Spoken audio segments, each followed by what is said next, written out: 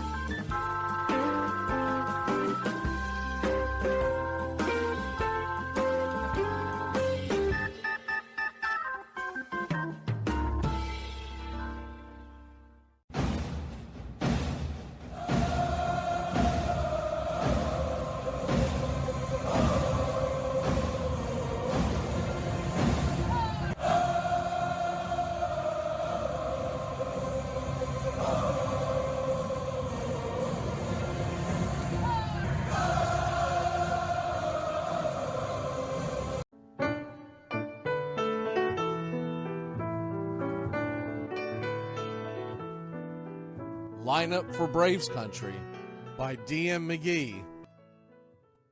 A is for Aaron, the Hammer and Hank, the real home run king. Take that to the bank. B is for Bobby.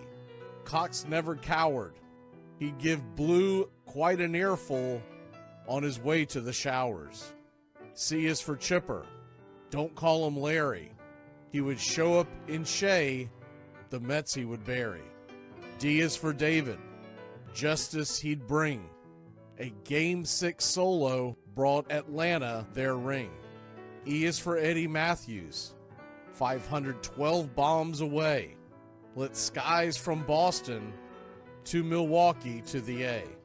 F is for Fred. McGriff dog-biting crime. A fire was lit the day he arrived. G is for Glavine. Southpaw winds and kicks, changing speeds east and west, a gem in Game 6. H is for Harry and his brother George Wright, the father of baseball, Boston pennants in flight. I is for inning, ending double play, Riley to Ozzie to Olsen all day. J is for Jones, Andrew let her fly, and his gloves in center is where singles would die. K is for strikeouts, a plenty from Strider, the quads in the stash, getting swings from that slider. L is for Lopez, Javi to B-Mac, Travis and Smurf, we've been lucky to see that. M is for Mad Dog. He won 355. Could swat flies with the changeup and still bust you inside. N is for Necro. He got to the hall by bending and knuckling and floating that ball. O is for Otis. Old Nixon could fly. The catch at the wall baffled our eyes. P still for Peterson. We were all rockin' pearls. With Eddie and Jorge, we were out of this world. Q is a quandary for why Dale is not in. Murphy MVPs again and again. R is for ranking. The top pitcher's lore. Remember Kid Nichols, 107 WAR. S is for Smoltzy. The big three in the hall. When the game's on the line, you give John the ball. T is for Tyler, Matzik, and the gift of 2021, the entire night shift. U is for Chavez, but we say Uncle Jesse. The frames, the release, kept the batters guessing. V is Van Weeren, Skip Carey 2, Don Ernie Joe, the tales from the booth. W is Warren, spawn Johnny Sane. They'd ride him in Boston and then pray for rain. X is Mazzoni. Yeah, X marked the spot. Leo rocked next to Bobby, and his pitchers stayed hot. Why it makes us feel young, the game's main appeal. Chopping through the battery, there's no better feel. Z is for Zip Boom Bam, Rama-Lama Ding Dong. Throughout the summer, we sing that song. From AJ to eyeglasses and a hell of a pen. Mad Max, Uncle Charlie, win after win. A cannon from short, and RC you later.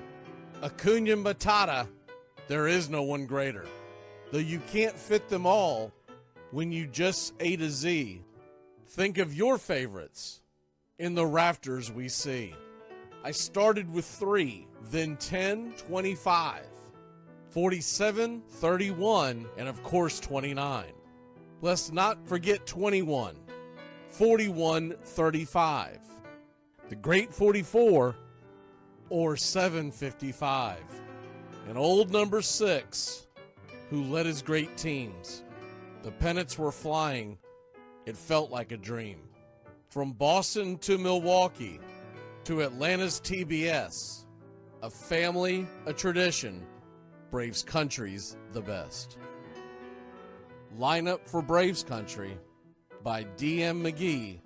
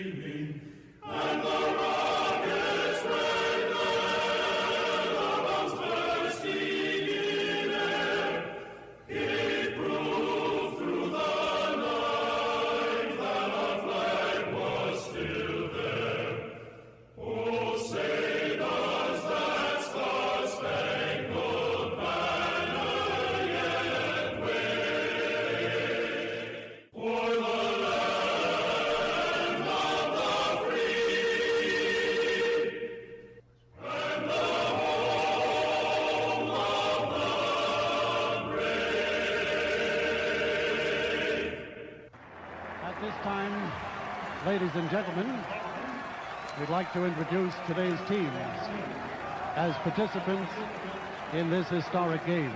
Play ball! Good seats, hey, buddy. He missed the tag! He missed the tag! He missed the tag!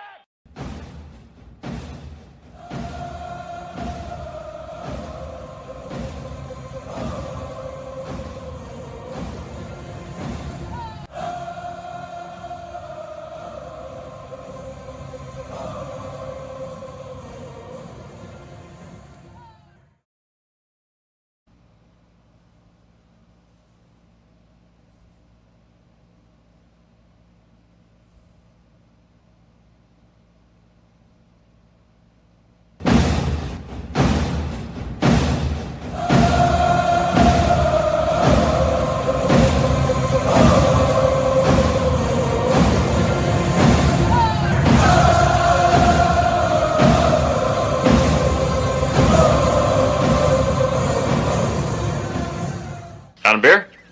7 o'clock in the morning. Scotch?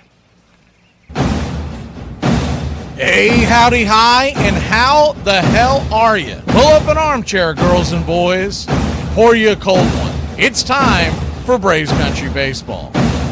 You're listening live, and the scene is Truist Park in Atlanta, Georgia. We're set for pitch-by-pitch, play-by-play, the classic call, Braves Country Baseball. Hi, I'm Mac McGee. It's time to put it all aside for what should be a great game here on the Diamond. As we take you out to the old ballpark, kick up your feet, let's take a journey back to the golden age of radio baseball. We'll do our best to paint the picture as the game goes along. Roll call is on the way. It's time to join the country club, join in the fun. It's time to chop along. Go ahead and put your game face on. Here are the starting lineups for today's action.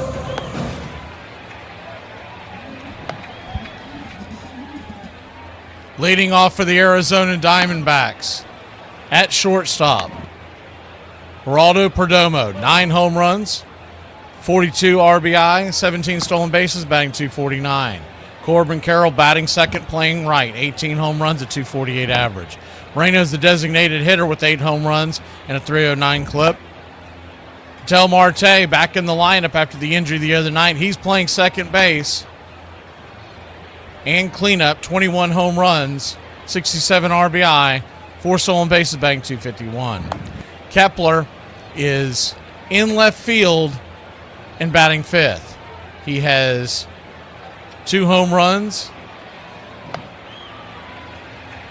15 RBI, a .215 average. Arenado batting sixth at third with 20 homers, .243 on the season. Tawa batting seventh at first, 7 homers, .238 on the year.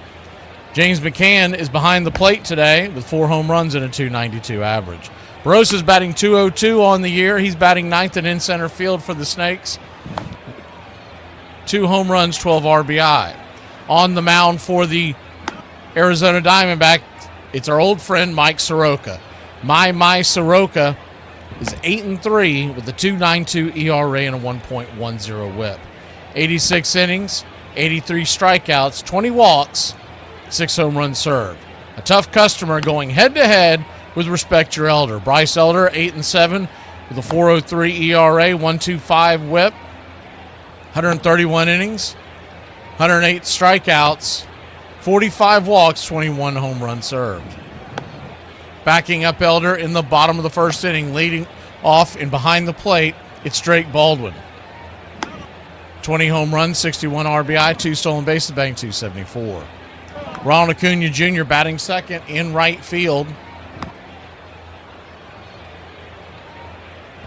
with 13 home runs and 31 RBI. Matt Olson batting third, playing first, 35 home runs, 74 RBI. Michael Harris II patrolling center field for your Atlanta Braves with 20 home runs and a .288 average. It's the Yaz batting fifth, and in left, 9 home runs, .232 clip with 34 ribbies. Ozzie Albies batting sixth, playing second, 20 home runs, a .252 average. Dominic Smith, the designated hitter, 8 home runs, 44 RBI, 264 on the season. And Austin Riley, batting 8th with 15 home runs, 58 RBI, a 221 average.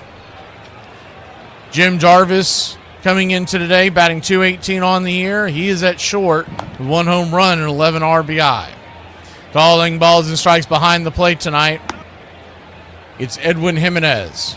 Your first base umpire, Alan Porter. Second base will be manned by Roberto Ortiz, highest ranked ump on this crew. And down the third base line where he belongs is Big Bad Jim Wolf. Atlanta Braves come in 73 and 50 on the year, 23 above 500. Diamondbacks 8 above 500 at 66 and 58. 30 and 31 on the road for the Diamondbacks. 41 and 23 at home for the Bravos. Your Atlanta Braves are minus 117 on the money line. Arizona plus 115. The over-under is 8.5. Our pick to click against Mike Soroka. We're going to take someone who's had a pretty good swings on him in his career. Give me Michael Harris. He's 2 for 3 lifetime. There is 1 home run in the lineup. It's a small sample size for everybody. Drake Baldwin is 1 for 4 with the home run. Guys who have struggled, Ozzy's 0 for 4, probably why he's at the bottom of the lineup. Acuna's 0 for 2 with the walk. Austin Riley's 1 for 5. Jim Jarvis has never seen him before. As far as our opponents, in Bryce Elder, everybody has seen Elder before except for Tawa, and they all have pretty decent numbers. 2 for 6, 2 for 5 type of thing. Ketel Marte is only 1 for 7. Kepler is 0 for 7. And you can keep that trend going. That's right in the middle of the lineup. You can kill a lot of rallies with that. Barossa is also 0 for 2 at the bottom. We're going to take your Atlanta Braves to put some runs on the board and get us back in the win column. Let's have a fun day Sunday. Give me Atlanta 9-3. We got on this team as a bunch of and a booger-eating moron. That booger-eating spaz make me want to puke. Keep playing like this, will be the laughing stock of the league. All right, boys, let's get back to basics. This is a baseball. The object of the game is to keep the baseball within the confines of Braves country.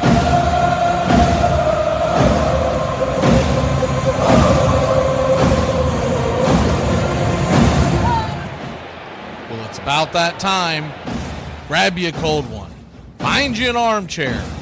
Atlanta Braves baseball right here on Braves Country Radio. Your modern-day superstation bringing you pitch-by-pitch, play-by-play of your Atlanta Braves and our one-of-a-kind production. Take us anywhere you go for over 300 play-by-play games right here on the BCR. Please like and subscribe today. Don't forget to hype the videos. It helps the smaller stations to bring folks in so we can all root this great game on together. Join the country club today, and a special thanks to all the members in the country club. You help support the BCR.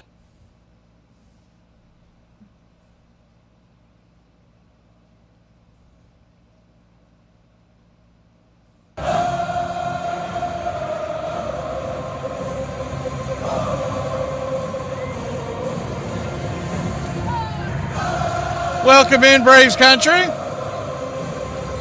Atlanta Braves are wearing their home whites, top to bottom, blue and red piping down the side of the pants and in the center of the jersey itself, along on the sleeves. Braves written across the chest in red, outlined in navy. Same with the tomahawk below, striped in gold. Same with the numbers on the back, and the names on the back are in navy. Navy ball cap, red bill, and the white Abe representing the city of Atlanta. From Boston to Milwaukee to the A, your Atlanta Braves, America's team. Since 1871, the longest running sports franchise in North American history. It is time to play ball. As we wait for the 3D to kick in. As soon as it comes aboard, we will share it with you. Look at there. No false starts today. Must be a sign. Once again, Charlie, I didn't get a chance to see any comments in the last 20 minutes as I've been working, but if Charlie is in here, we did get your package. There's Uncle Charlie, and thank you for the America 250 koozies. We're going to start. We're going to see if it's going to get us out of a slump because I'm using one tonight, this afternoon, Charlie, around my Monster Energy drink. And we're just going to ride the hot hand. There's so many of them there. If I lose with one around the can, we're going to move to the next one and ride that one until it stays hot. Welcome into everybody here in Braves country. Please hit that like button and subscribe. And the first pitch on the way, yes, sir. It is baseball time in Braves country. The first pitch misses high and out of the zone. It's 1-0. Righty-lefty matchup, the 1-0 pitch. Drops it in, sinker, 1-1. 1-1 count, infield playing back into the left. The pitch on the way, swing. Pops it back foul, 1-2. I think I said back into the left, it's back into the right. First couple of minutes, I'm always trying to line everything up so I can see what y'all are seeing and what I'm seeing. The 1-2. Down and away, 2-2. So a 2-2 count.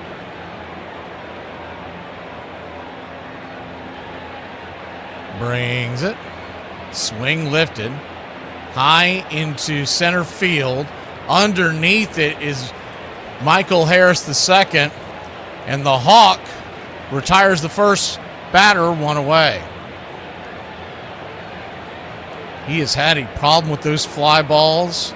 It's what's been his biggest bugaboo these last several outings. Even when he pitches well, it's the home run ball that's been getting him. He's got to try to keep the ball in the yard today.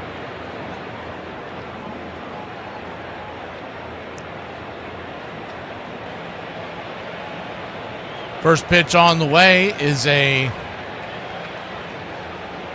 strike right there to Corbin Carroll to begin the at-bat. It's 0-1. The 0-1 pitch. Very dangerous offensive weapon, and here it goes. Swing right up the middle, and that's going to be a one-out single for the Diamondbacks. You got to try to keep him off the base. I know it's easier said than done. But Carroll, not only does he have a lot of pop in his bat, very good defensive player, but this kid can fly. We saw it last night where he just, all-out hustles. One of the more talented players in the league. He hasn't had one of his great years so far, but he's starting to heat up. Moreno comes to the plate. Designated hitter. Normally behind the plate. Stands in. First pitch is a strike. It's 0-1. The 0-1 pitch. Zelder, and they got to keep it up. Runner goes. Here comes the throw down to second base, and just in time on one hopper into the glove to Ozzie.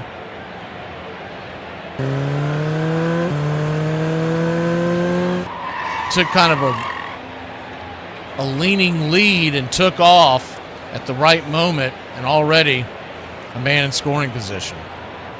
I don't believe Elder ever looked the runner back. I think he just was locked in. Top of the order for this Diamondback team. In fact, up and down the order, realistically, they have speed everywhere. But Perdomo and Carroll and Tawa, Perosa, they can all fly. Marte when he's healthy, but I don't know how healthy he is today. He is in the lineup. The 1-1 pitch. Check swing. 1-2.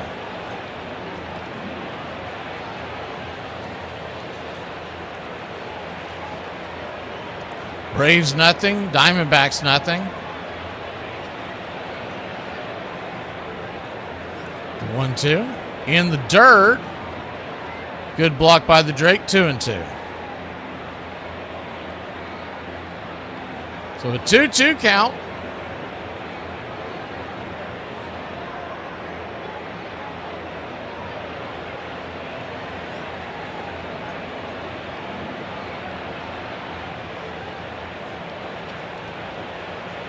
Turns and kicks.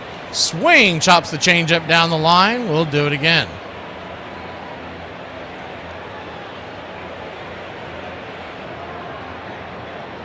Braves trying to stave off the sweep as we've dropped the first 2 games of this series. Good pitchers duel on Friday night last night. Grant Holmes got pounded, and it was adios muchacho early on, the 2-2. Swing, lifts it. High into right field, giving chases Acuna. Will he get there? He will. F9 in your scorecard as he flips it back into the infield, and there's 2 away. So that's half the battle there. You got the 2 outs. Now you got to try to keep Ketel Marte from getting a base hit with 2 outs. A runner at second. Not much of a chance that he's going to steal, so you can play an honest defense. Infield back into the right. The first pitch on the way. Swing, pops that up. Underneath that slider. And that's going to be F7, and we get out of the mix. We go to the bottom of the first. Here in Braves country, grabbing the sticks when we return. Get this bus moving. Stop. Come back. Too late. Roll call! Yeah, roll call! You're in Braves country.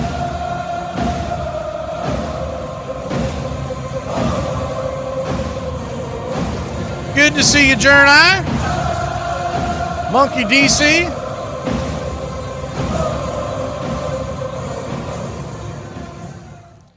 Justin Green Machine, Uncle Charlie, Richard Talley, Dirty Bird. What's the word on your Dirty Birds? They didn't look too good on Friday night, did they? Bobby B, you're the coach for me. Uncle Charlie, I beg your pardon. We didn't promise you a rosemary garden. Bobby B.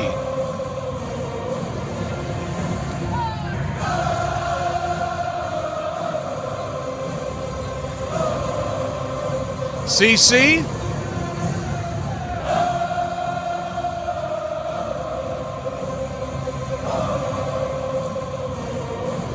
Richard Talley. See if I got any new ones in here. Gary the Real McCoy. Scott Bingham. Eric Falk. EF. Eric Falk. When EF talks, people listen. You want to remember that one? James Ray. JR. Who shot JR? Pushing buttons. Randy G.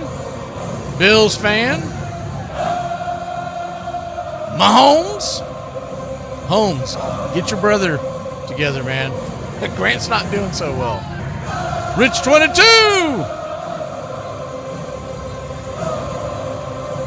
We are just about set to start the bottom of the first. Mike Soroka coming on.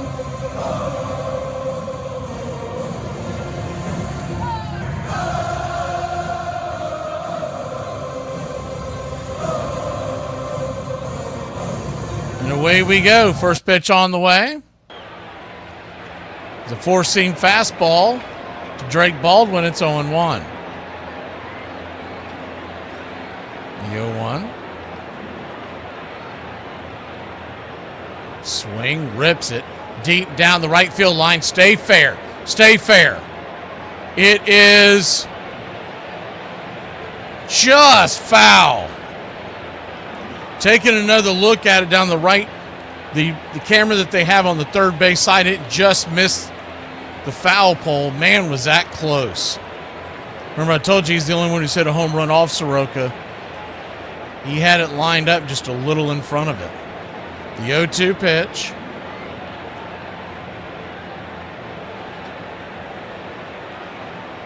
Turns and kicks.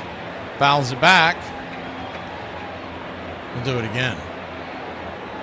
Mike Soroka this season, his ERA 2.30 the rest of the year, or the rest of the game, 5.63 in the first inning. The 0-2. Inside 1-2. Second start from coming back from the IL. What you'll get from Soroka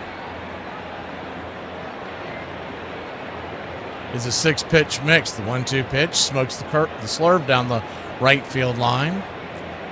Past the first base dugout, it's 1-2.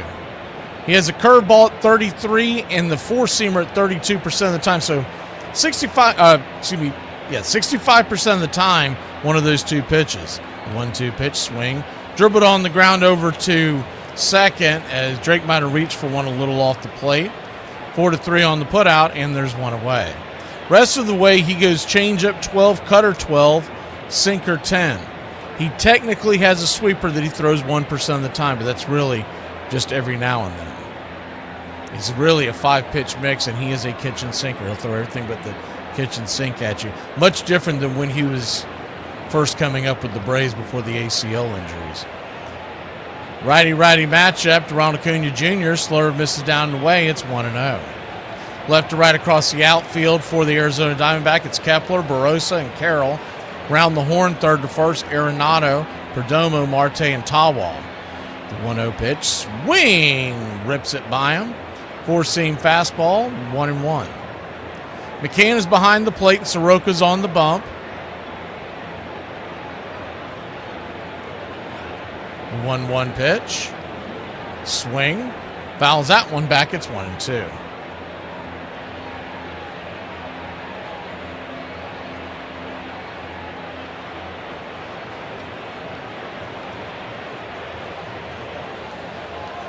The 1-2 count. Swing, chops that one.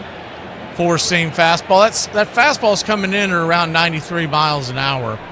He'll top out around 94 sometimes. Usually keeps it around the 92, 93 range. Slurve's coming in about 10 to 12 miles less than that. Those are the two main pitches that he tries to keep you off balance on. The 1-2 to Acuna. Fastball misses high, 2-2.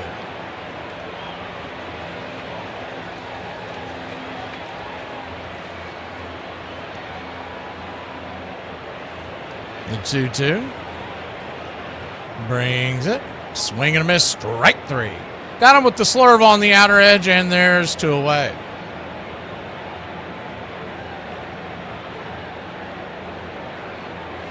I saw his first time out when he came back earlier this week, and he looks much sharper than he did in that game. He's hitting the spots. He was all over the place at the beginning of that game.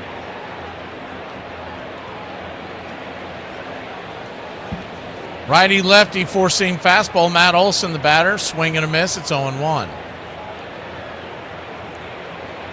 The 0-1.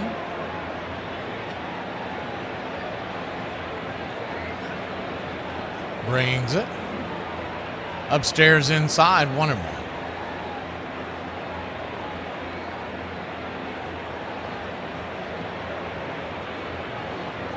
One count. Infield back into the right, the pitch, swing, and a slow roller up the middle.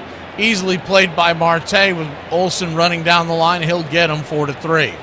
Braves go down 1-2-3. We go to the top of the second. 0-0 here in Braves country. Where do you come from? Where do you hail from? You're in Braves country. It's always great to hear where everybody's listening here in Braves country.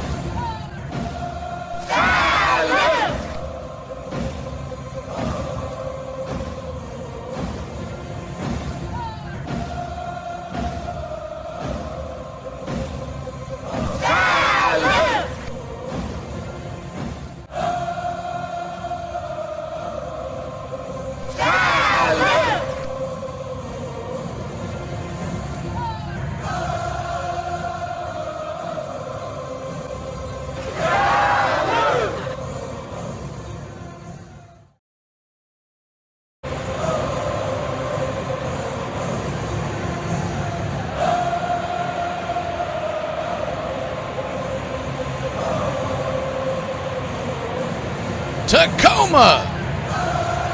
So that is Alice H. in Washington. I thought that's what that probably meant, stood for. Like Alice in Wonderland, but Alice, how in the hell did I end up in this land? I always heard that Washington's a beautiful country. Greenbow, Alabama. Braves nothing, Diamondbacks nothing. Maple Falls, North Washington.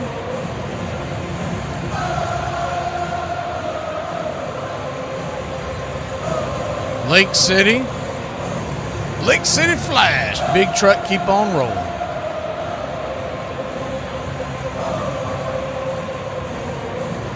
Sleepy Toes in Mobile? Or is he trying to say mobile? Huh? First pitch on the way here to start the inning. Slider on the outer edge. It's 0-1. Leesburg. The 0-1. Change up right there at the knees. 0-2. So an 0-2 count.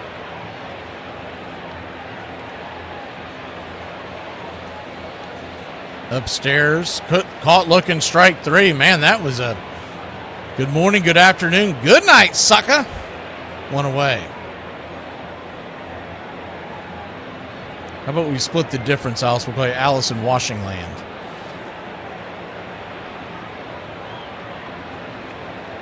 I'm not sure if Kepler knew he was at bat. He just sat there and watched it. First pitch on the way, righty-righty matchup upstairs for a strike. It's 0-1. He must have. The 0-1 pitch, swing, lifted, high and deep into right field. Did he? Okay, that one's going to come down. He hit 2 last night. Before I could even get that out, he was sending that one to deep right field.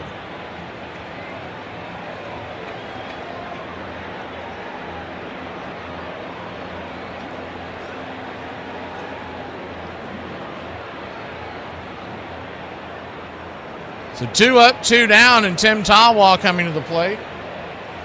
You say about this about a lot of pitchers, but it really is true with Elder. If he can get out of the first few innings, he's normally pretty stable after that. The really good ones, you only get that one inning, like a Chris Sale or whatnot, an Erod, a Fott. You only get that one inning, but with Elder, he sometimes has troubles in the second and third. But if he can just avoid all cement mixers, he can usually go pretty strong. The 2-0 pitch, swing, knocked on the ground over to Riley. Riley's got it, and it's a 1-2-3. So just like that, we go grab the sticks. Fast-moving game so far, bottom of the second, here in God's country. Super marriage tip. If your wife is laying down on the couch, just ask her, do you plan on doing anything today? This will subconsciously remind your wife that she has chores around the house that needs done, and she needs to get up and do her chores. Find everything you need today? Yeah. Great. Okay. Oh, God. No. Everything okay, ma'am? It's just that you've only scanned a few items and it's already $60. I'm so scared. Okay, I'm a trained professional, ma'am. I've scanned a lot of groceries. I need you to stay with me. It's just that my in-laws are in town and they want a charcuterie board. Well, this isn't going to be easy, so I need you to be brave, all right? I need you to take a deep breath. We're about to do the cheese. Oh, my God. Don't look up there. It only makes it worse. Keep your eyes on me, okay? Can't you just scan something less expensive? Brace yourself. I'm about to do the mixed nuts. Oh, my God. I'm going to pass out. Get ready. I'm going to do the cured meats. No, stop. I can't do this anymore. It's too late. There's a line behind you, okay? You're locked in. I'm not strong enough. I know it looks like a lot right now, but I promise you're going to get home and you're going to wonder, what did I even buy? Get ready. I'm going to weigh the grapes. Oh, what have you done to me, you son of a... Armchair. Crazy stats. On June 25th, 1976, in a doubleheader against the White Sox, Toby Harrah became the only shortstop ever to play every single inning of a doubleheader and not get a single ball hit to him. Cobb's ferocity drove his team to the pennant in 1907 and himself to the batting championship of the American League. At 20 years and 10 months, Ty Cobb was the youngest man ever to win a big league batting title. He would win 7 more in a row, 12 in 13 years. He was, one writer said, a cyclone, a tornado, a typhoon, all rolled into one.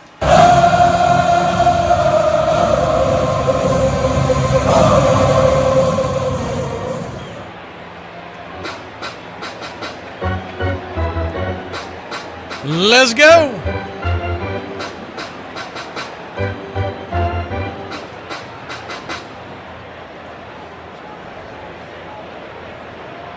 Bottom of the second, we go Michael Harris the second, the batter-ish. 1 pitch, 1 out.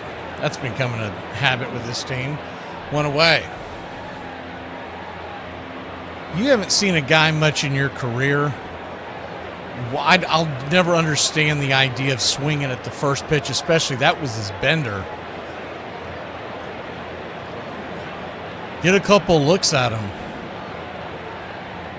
If not, you're going to have Mike Soroka, who's only thrown 16 pitches. Is the first pitch down and in for a ball. It's 1-0. And we've already got 4 outs. The 1-0 count. Yastrzemski. The 1-0 pitch. He swings at the second pitch. It's going to be an easy grounder, 4-3, 2 down.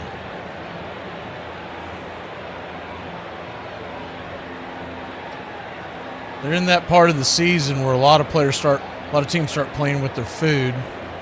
They've got a sizable lead in their division, and you do it long enough, the next thing you know,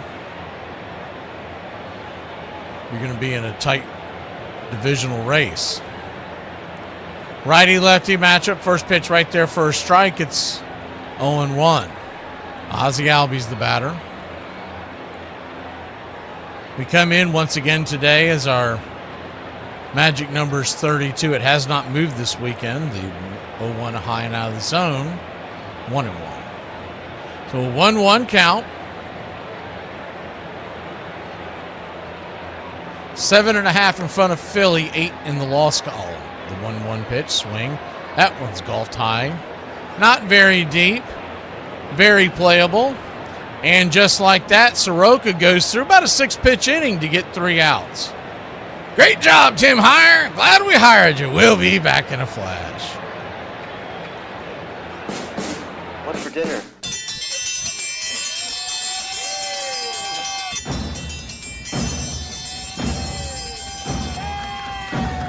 Hey, Chef, what's for dinner? My favorite. What's for dinner? Get in my belly!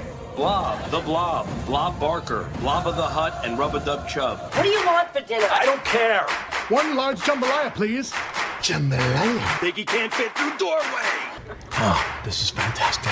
You got my shirt at the Big and Tall shop? When did I make the crossover? I can't feel my hands. You gonna eat your cornbread? It's the wood that makes it good. Oh my God, I'm fatter than the skipper. No and then!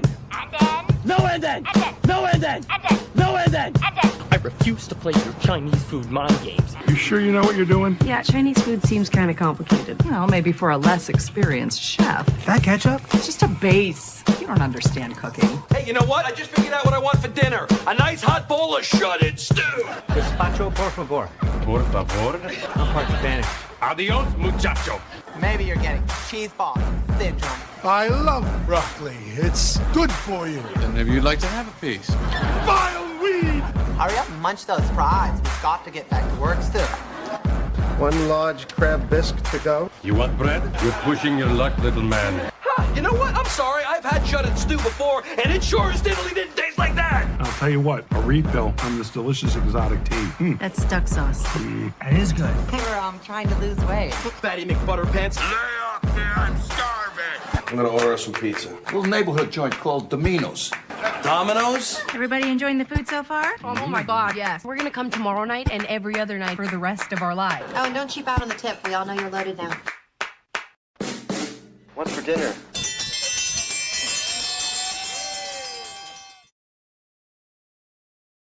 Welcome back. First pitch swinging, and that ball will be smoked into left field. And it's a leadoff single for the Diamondbacks. McCann, who's now 1 for 1 on the day, now batting .299 on the year.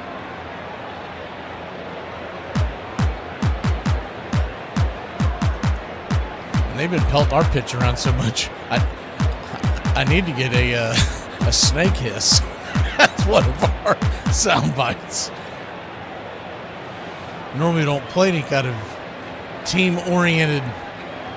As McCann leading off, they throw it down to first, and man, very close. He almost got caught with his hand in the cookie jar. He is the catcher, and he almost got caught snoozing over there. I normally don't play the team that the Braves are playing. I don't play anything that signifies that team. Is the 1-0 pitch. Ball is a hard hit bunt on the ground. Riley's got it. He fires it to second base, and we get the lead runner one away. It's a good bunt. But with the catcher running, you're always going to play that game. And the ball is hit just a little too hard. But most runners going down to second base, Riley's not even going to think about going over there. But when you got the catcher, as the first pitch is flipped over to first, Rosa back in time. He can fly, the center fielder. You got to keep an eye on that. If you wonder why you hear the generic clips for the teams when you know we've got those clips because we do the out-of-town games. I don't do it when they're playing the Braves. Sinker is off the plate wide for a ball. It's 1-0. And 1-0. Infield playing back and to the right. 1-0 upstairs, cutter for a strike, 1-1.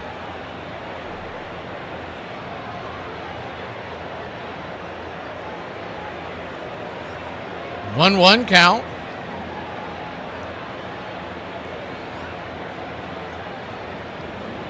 Turns and kicks. Swing, chopper off the plate, 1-2.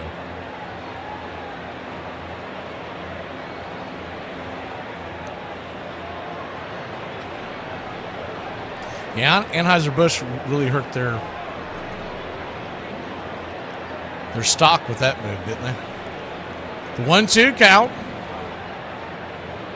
I've always been a Miller Lite guy. When I saw that, I was like, whoo, bullet dodged. I got a buddy, man, he grew up on Bud Light. He's been drinking Miller ever since. He was like, it rubbed him the wrong way. The 1-2 count. Swing, fouls it away.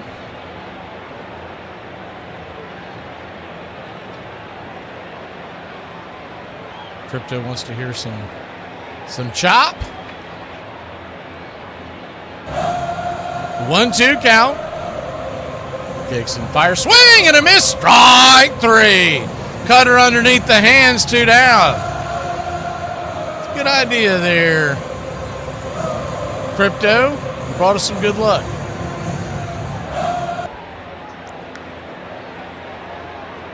So 1 on, 2 outs. Braves once again, they have a 7.5 lead going in. 7.5 game lead going into today's play. The Phillies and Twins start here in a little bit. I've got it on a monitor in the back to keep an eye on it. Quick flip over to first. Corbin Carroll, the batter. Righty-lefty. He's 1 for 1 on the day. The pitch on the way, outside wide. 1-0. Really got a couple of speedsters right now at the plate and on the base. You got to keep Carroll off the base paths. The 1-0. Upstairs, 1-1.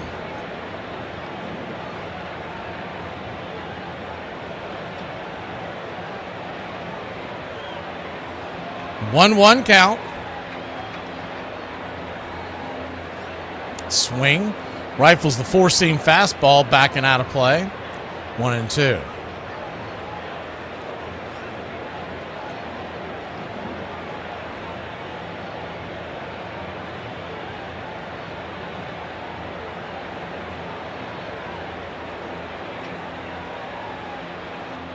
The 1-2.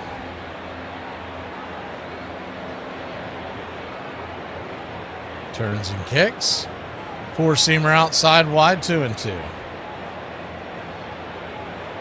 Arizona has some kind of poverty situation with their franchise. Their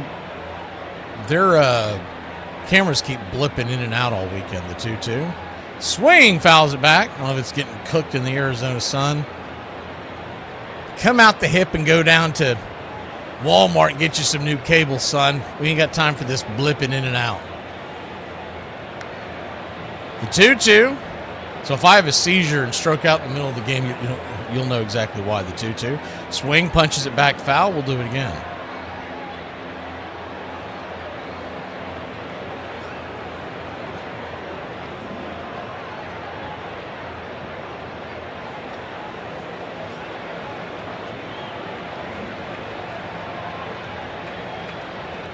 Elder flips it over to first real quick to try to keep the runner close by. Now, he no longer has that in his back pocket. If he goes over there again, he's got to get him. Weiss is checking to see if he was leaning. See, it looked like he just got it. If Olsen is able to hold the tag, I think they may have gotten him because his hand did move. The runner goes, swing, fouls it away. Might have been a hit and run situation there.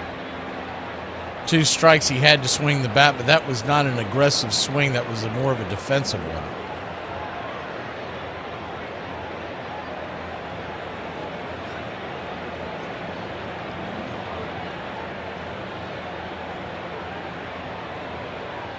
The 2-2 count.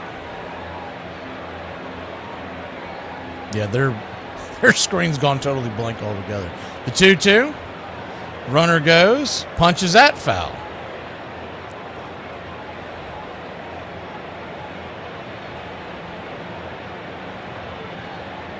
And he is dancing around back there, by the way. That last throw, they just showed the replay.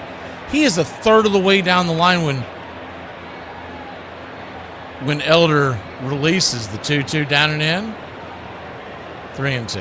He came set and he's kept dancing towards the base. If Elder flips over to first, they've got him. As long as you get him, you can throw over there. But you have to get him. The payoff pitch, runner goes, swing and a miss, strike 3. Big strike out there by the Muppet Show, and we'll be back in a flash. Respect your elder here on a Sunday in Braves country. What are you doing? Hold that. I'm not holding anything. I'm just rearranging the flowers that you get me. Most Americans don't realize the fight it took to secure our Bill of Rights. Virginia Governor Patrick Henry, a staunch anti-federalist, opposed the Constitution, fearing it gave the federal government too much power over the states and lacked protections for individual liberties. To win over skeptics, James Madison promised to propose a Bill of Rights if the Constitution was ratified. Madison won. Undeterred, Henry then gerrymandered Madison's district to block him from being elected to the first Congress and persuaded Madison's protege James Monroe to run against him. Again, Madison triumphed and kept his promise, drafting a list of 20 amendments. He pared this down to 17 the House approved. The Senate reduced the list further to 12, which were sent to the states for ratification. December 15th, 10 of those amendments became part of the Constitution when Virginia became the 11th state to ratify them in 1791, our Bill of Rights. Remarkably, one of the 2 amendments that didn't pass at the time, on congressional pay, was finally ratified almost 200 years later, becoming the 27th Amendment in 1992. Who knew? He won the batting title in 3 decades. The 70s, the 80s, and the 90s. That isn't talked about that much, but I think that's one of the coolest things that he ever accomplished. Even as his career neared its finish line, Brett was still a massive star, whose appeal transcended the baseline. But even as he enjoyed his continued popularity, life for maybe baseball's most eligible bachelor was about to change. All I know is my brother Ken played 12 years in the big leagues. Never got married when he was playing in the big leagues. And I saw the lifestyle he had, and I kind of liked that. And I just decided that I was going to wait until I couldn't wait any longer, and that's when I met my wife. Join the country club today. Help support Braves Country Radio. Join the country club today. All right, nothing your score. Let's get Elder a lead here. Dominic Smith will lead us off, and the first pitch is inside. Call for a ball, 4-seam fastball, missing well inside. It's 1-0.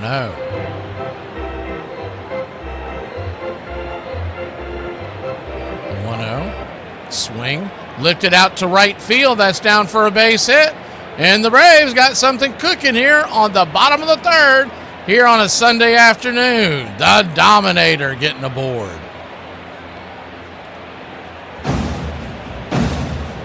This is a time for leaders to step up. Make us believe again.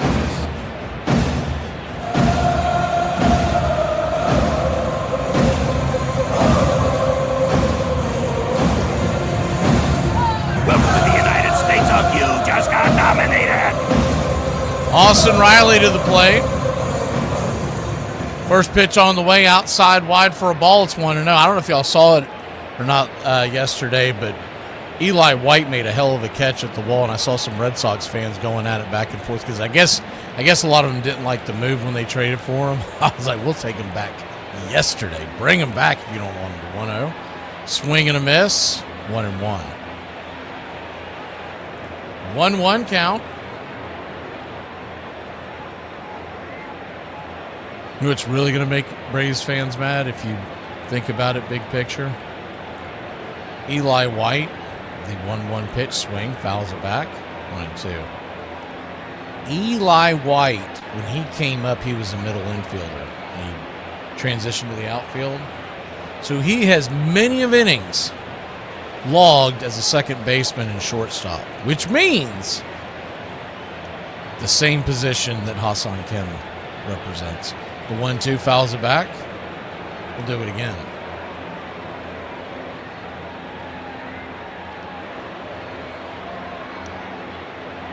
And they had plenty of time to get him. They actually did it a little bit during spring training, the games we were covering. We saw Eli at second a few times as the 1-2 pitch. Swing and a miss, strike 3, and there's one away. Riley's struggles continue. Jim Jarvis comes to the plate. Man, he needs a base hit like nobody's business. Started off red hot when he came up with Atlanta, but he is now batting .218.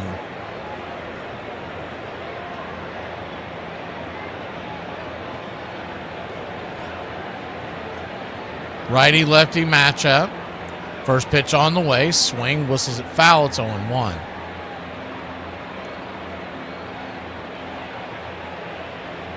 In the month of August, he's batting .071. He batted .279 in July. The 0-1.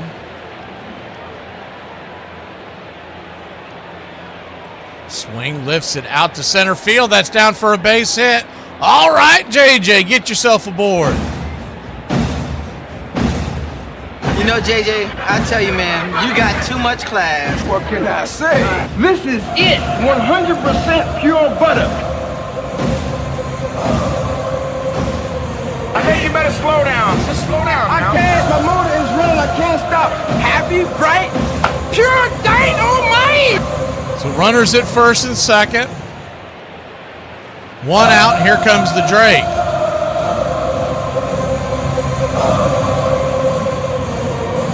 Seems like an opportunity here just to knock. And remember, Drake almost hit one out his first time up. He just missed the foul pole, and it was plenty deep. First pitch on the way is outside wide. Taken for a ball, it's 1-0. 1-0.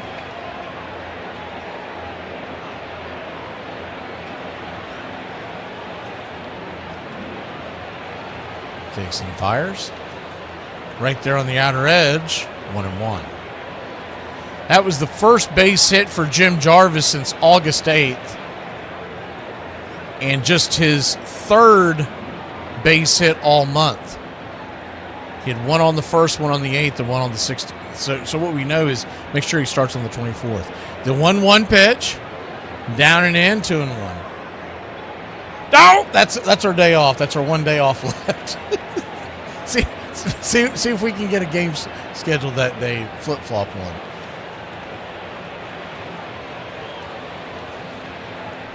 The 2-1 pitch. Swing. That ball's ripped down the right field line. That's a base hit.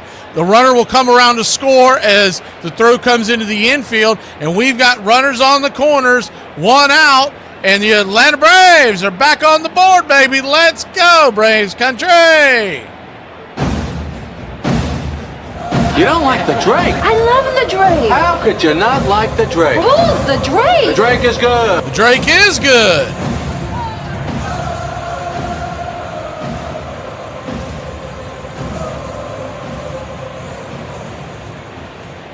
Good hustle by all. They were all busting it down the line. Maybe they've seen some of this running by the Arizona Diamondbacks. Maybe it gets a little contagious. Speaking of the devil, here comes Ronald Acuna Jr. to the plate. Righty-righty matchup. First pitch on the way, right there, P at the knees, four-seam fastball, it's 0-1. And on the pitch, Drake Baldwin steals the base. How about that? I feel the need for speed. They were not paying attention to him, and he timed it perfectly. It was a fastball right down the pipe. He just caught everybody by surprise. It wasn't even a great pitch to run on. And we know the Drake doesn't have great speed, but he picked his spot. I remember hearing a few days ago, he took off on a pitch. Is the 0-1 pitch, check swing inside. It is a foul tip strike, it's 0-2. And he mentioned that Richardson and him had gone over pregame. I don't remember the game now, I wish I could remember who it was. But he said that if he got a chance, he was going. This was the start of the game. He got on the single and he ran on the very next pitch, the 0-2, check swing. Did he go around? Cunha puts his head down, hoping for the best, and first base umpire Alan Porter says he did hold up. 1-2, that was close. So a 1-2 count. Soroka trying to strike Acuna out again. He went whiffing away in the first inning. The 1-2 pitch. Brings it. Swing and a miss. Strike three. Got him on the same pitch he got him last time. The slurve on the outer edge. And Acuna has been baffled by that pitch all day long, 2 away. 2 down and Matt Olson to the plate. A base hit would bring 2 home. With 2 outs, Drake will be running on contact from second. Drake at second, Jarvis at third. Righty-lefty, first pitch swinging. Cutter busts him up inside. A little behind on that pitch. It's 0-1.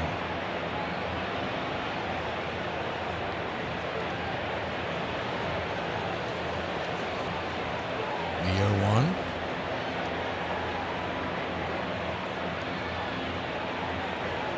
Kicks and fires. Swing! Fouls that straight back.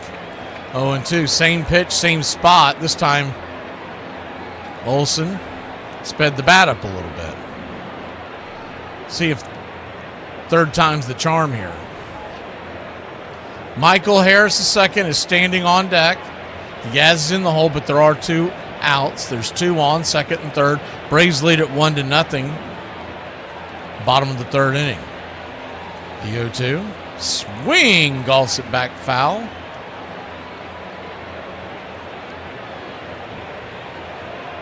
Minnesota and Philly, they are underway. 0-0 your score there in the first. Minnesota, in theory, has the pitching advantage today. It's Kramer. The 0-2 pitch. Upstairs misses high. Tried to get him to chase a 4-seamer, 1-2. Dean Kramer versus Andrew Painter. Kramer came over in the trade with Baltimore. He's a solid right-handed starter. There are times where he gets just bombed, but usually he's pretty good. 1-2 pitch. Outside wide, 4-seam fastball, 2-2. Even with the high pitch count in this inning, he's only at 43 pitches, so he's right where he wants to be.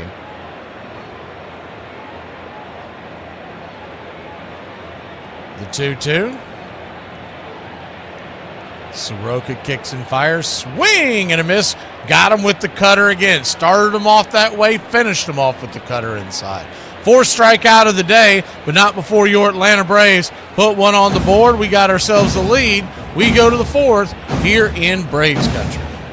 Dinner, buddy. What a day. I use a drink. Nothing like a cold one after a long day, huh? So, how much do you drink? I'd say I'm good for about 10 or 12. 10 or 12 a week? That's not bad. About a week. You drink 10 or 12 beers a day? You counting beers too? How reckless of me.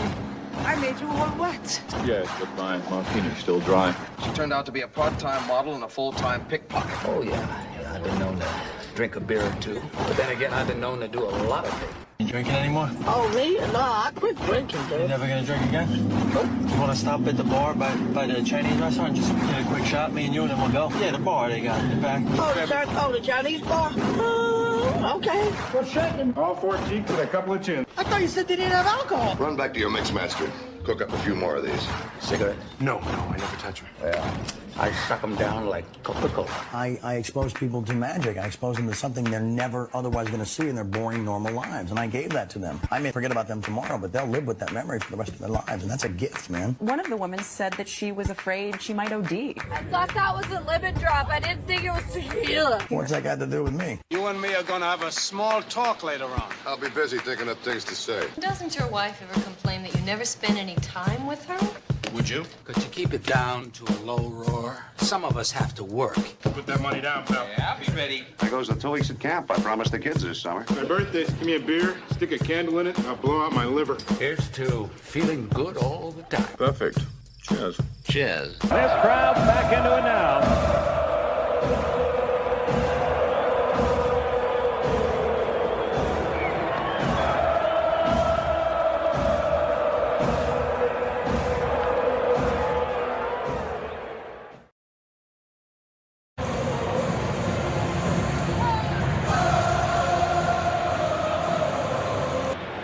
Welcome back.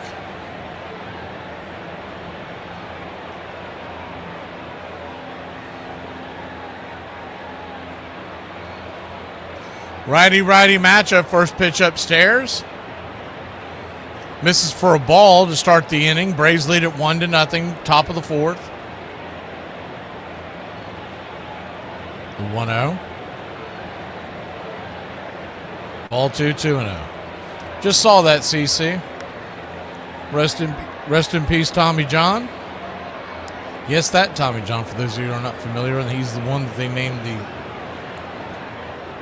the surgery after. 83 years old, was mainly known as the New York Yankee. The 2-1 pitch. Outside wide, 3-1.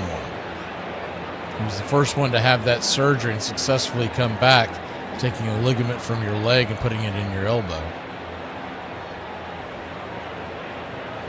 3-1 pitch, swing lifted, out to left field. That's going to be over the wall, and it's a tie ball game. So just like that, Elder's home run ball has struck again, and 1-1. No lead is safe with Elder and Holmes as your starter that day. They can give you some good innings, but you got to score runs if you're going to win. A.J. Smith-Shawver. I like how they keep saying that they don't know if he's going to be in the starting rotation, that they're going to probably put him in the bullpen. Really? The changeup, first pitch off the plate for a strike, it's 0-1. And just who in the hell are you putting in the starting rotation over A.J. Smith-Shawver? The 0-1 swing, rips it up the middle, backhanded, good grab by Ozzie. That ball was smoked. And Elder's starting to get thumped. One away. Second time through the order in the middle of their lineup, man, they are hitting him hard. Because if you're telling me that Elder or Grant Holmes have better stuff than him, you're kooky dukes. And though Martin Perez has done well, he doesn't have better stuff than A.J. Smith-Shawver. As the first pitch on the way, down and away, it's 1-0. He's a crafty veteran, and you like him in your rotation, but there's no reason why he wouldn't be in the rotation. The 1-0 misses high, 2-0. I think you do what I've been saying to do for a long time, and that's piggyback Elder and Holmes. As a 2-0, outside wide, 3-0. Raylo comes back.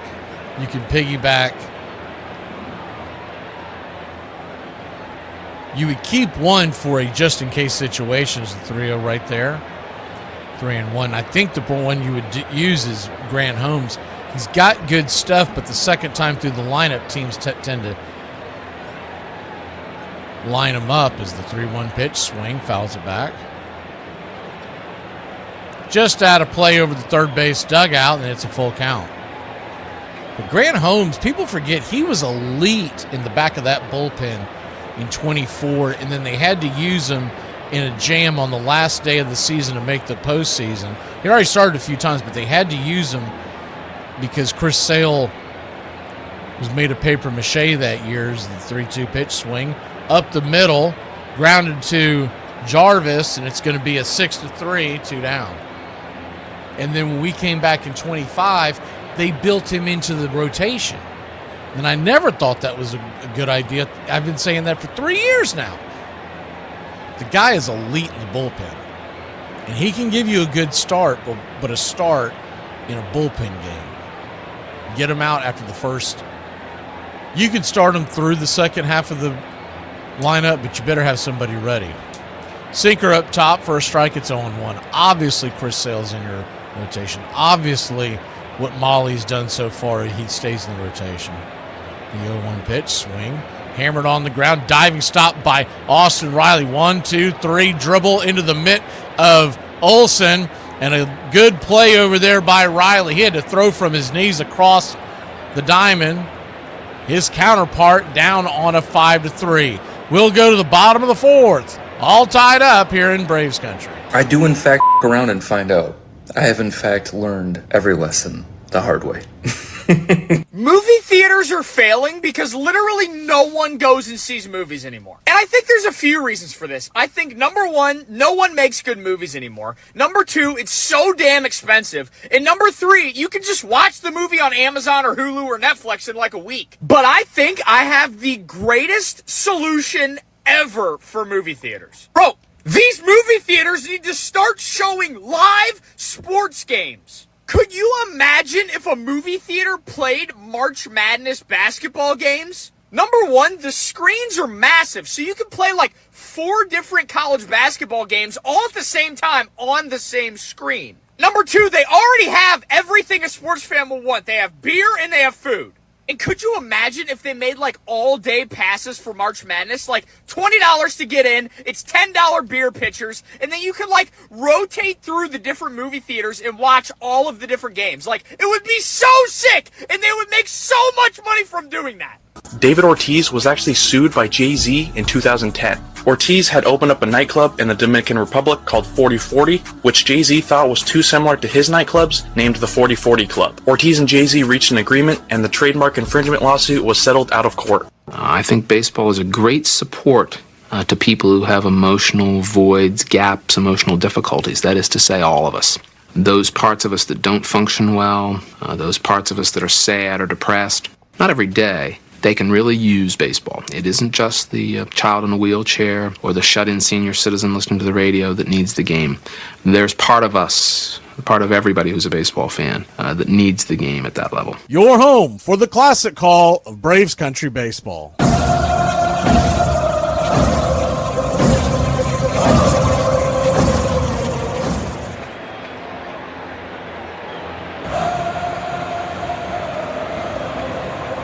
Welcome back.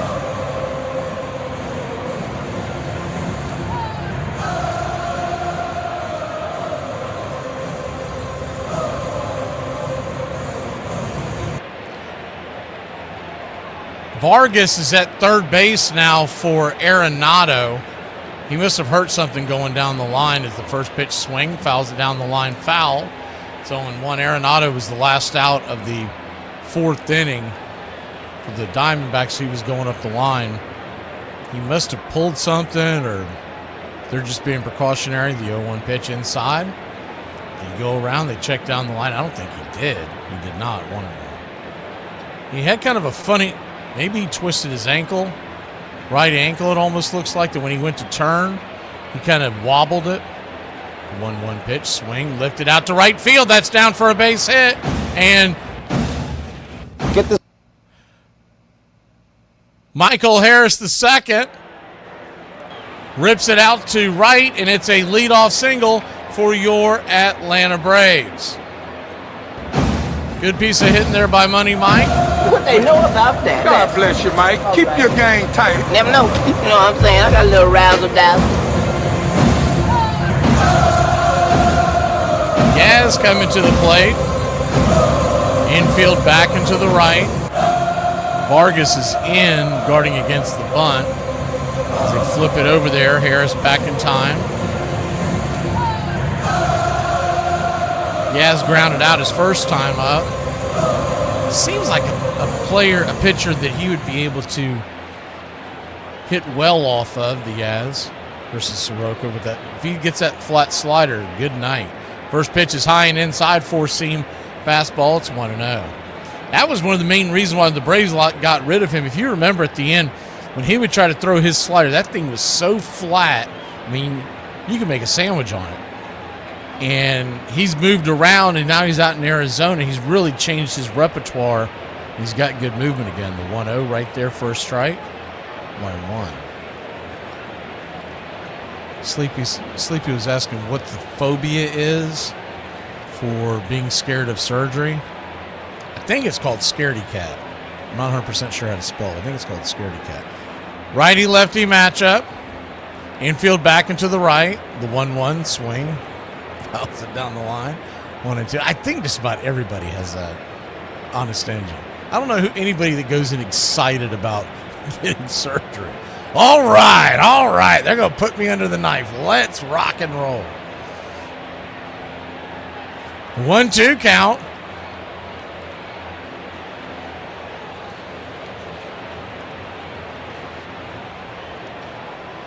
Quick flip over to first. Harris back in time. Well, I will say this. Best sleep you'll ever have in your life is a colonoscopy. You go out like a light. You wake up and you're like, whoa. And there's no dreaming. You just wake up and 1-2 pitch. They pitch outside. They thought Harris was going. It's well wide of the plate, so it is a ball, and Harris is back in time. They are convinced that he is going. Harris, man, someone's going to have to come play for him. He's dove over there 3 or 4 times. It's not a bad strategy, though, when you have up on when you think he's going because of how many moves they've made over there. The pitch out, there's nothing that says you can't pitch out. The 2-2. Brings it high and out of the zone, 3-2. Harris does take off, and that time Money Mike swipes the bag. I feel the need for speed.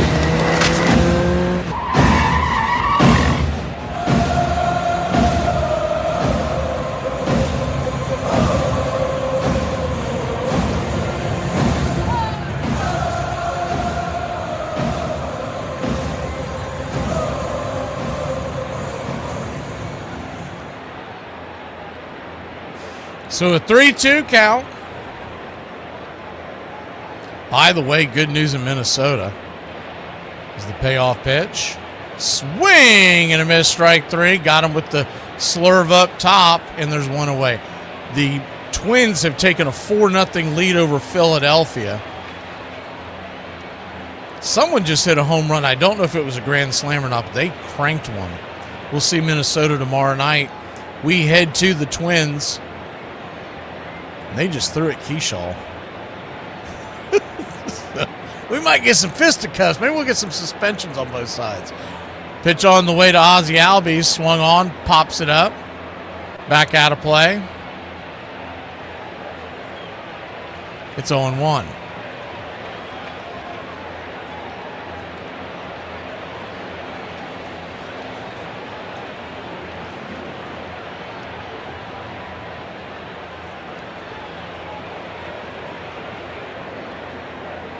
The 0-1 pitch. Did he catch that? I thought that got out of play.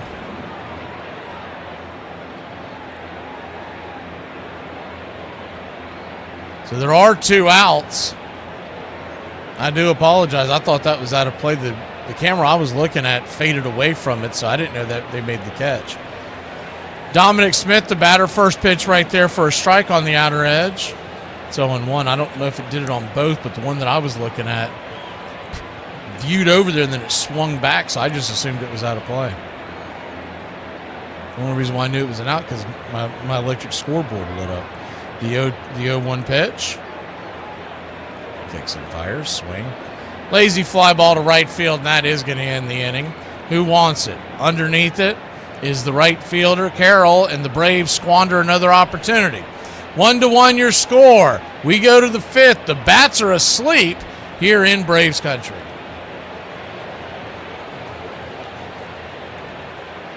War's over, man. Drop the big one. Well, since when are you the pudding kind? What? Over? Did you say over? Nothing is over until we decide it is. And it ain't over now. Who's with me? Let's go! I don't have to tell you things are bad. It's depression. Everybody's scared. Punks are running wild in the street. The air is unfit to breathe, and our food is unfit to eat. We sit watching our TVs as if that's the way it's supposed to be. We know things are bad, worse than bad. I want you to get mad. Will you fight? No! We will run! And we will live! Shame on you. This could be the greatest night of our lives. But you're gonna let it be the worst. In this lifetime, you don't have to prove nothing to nobody except yourself. And after what you've gone through, if you haven't done that by now, it ain't gonna never happen. Wretched slugs. Don't any of you have the guts to play for blood? I'm your huckleberry. I'll put you out of your misery. Say wham. You've got to say, damn it, my life has value. And I'm gonna stay right here and fight for this lost cause. Intruder. Yes, you're an intruder. I was having a perfectly nice trip until you walked into my life. Hey! Just lying around. I want you to get up now. I want all of you to get up out of your chairs. I want you to get up right now and go to the window, open it, and stick your head out and yell, I'm as mad as hell, and I'm not gonna take this anymore! Right. Psychotic, but absolutely right. We gotta take these bastards. Are they yelling in Atlanta here? Are they yelling in Atlanta? I'm as mad as hell! They're yelling in Atlanta. Son of a... We struck the mother lode! I'm mad as hell! I'm mad as hell! I'm not gonna take it anymore! And this crowd's back into it now. I didn't think you had it in you. You look like somebody just walked over your grave. Play for blood, remember? Fuck, I missed something. Yeah, we're all officially kicked out of school. That makes sense. Back, first pitch on the way, up and out of the zone for a ball from Elder. Righty-righty matchup, Tawa the batter. It's 1-0. 1-0. Down and in. 2-0.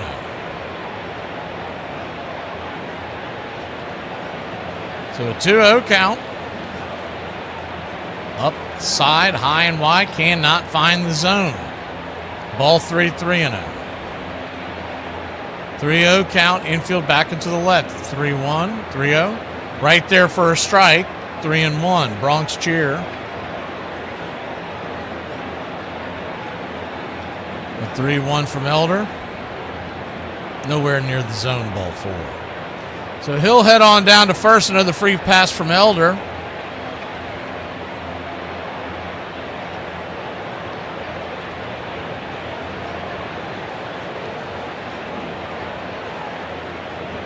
Braves 1, Arizona 1, but when you walk the leadoff man, that usually spells trouble.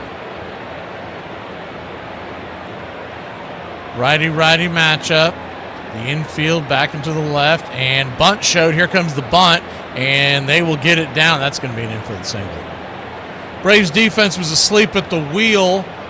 Riley should have been playing much further in, but they had him playing back. They do this all the time. It's not Riley's fault. It's the higher-ups in the Braves office that design these defenses. He is playing back like he's guarding the lines with a 5-run lead in the 8th. I'm surprised more teams don't do this to Atlanta. I mean, it's bad baseball. So 2 on, nobody out. Now they've got him in. Not much of a chance of there being a bunt here. They will show bunt. And comes up to Olsen. Olsen almost tried to throw it over to third base, which would have been a disaster. He changed his mind and flips it back to first, and there's 1 away. But runners on first and second. Or second and third, excuse me. And 1 out. I mean, you cannot continue to play back in obvious situations where there could be a bunt. And now they've got the infield in. God! I'm surrounded by idiots! Idiots!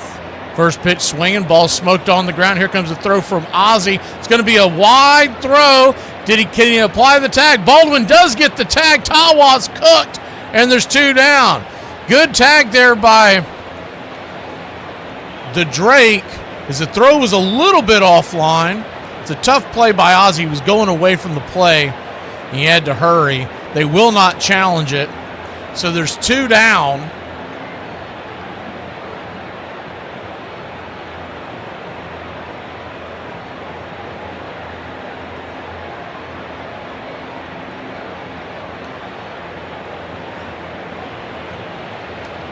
And the Braves are an out away from getting out of a disaster. Yeah, they definitely got him. The glove, as he was sliding, he touched the glove, essentially is what happened.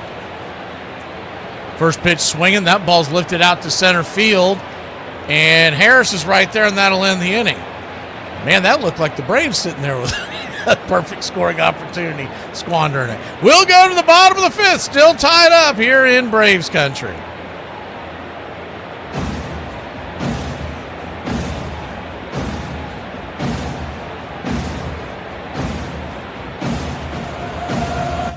On this date in 1920, on a dreary afternoon at the Polo Grounds in New York, popular Cleveland Indian shortstop Ray Chapman suffers a fractured skull when hit in the head by a fastball by Yankees submariner Carl Mays. The 29-year-old newlywed will die before daybreak tomorrow, becoming the first on-field fatality in Major League Baseball history. On this date in 1927, Babe Ruth, teeing off on Tommy Thomas' fastball, becomes the first player to hit a home run out of Comiskey Park. The Bambino's 37th home run traveled over the new double-decker roof in right field, powering the Bronx Bombers past the Pale Hose on the south side of Chicago 8-1. On this date in 1954, the first issue of Sports Illustrated is available at newsstands. The inaugural cover of the innovative new magazine features a Mark Kaufman photo of Milwaukee Braves slugger Eddie Matthews at bat, Giants catcher Wes Westrom behind the plate, and umpire Augie Donatelli calling balls and strikes in Milwaukee County Stadium.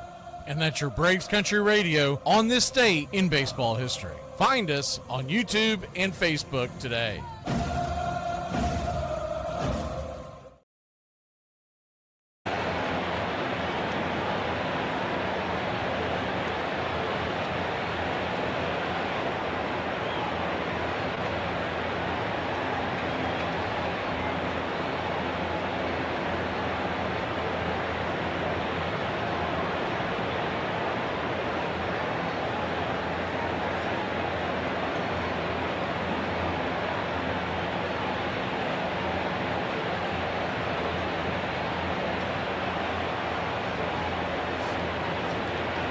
Welcome back.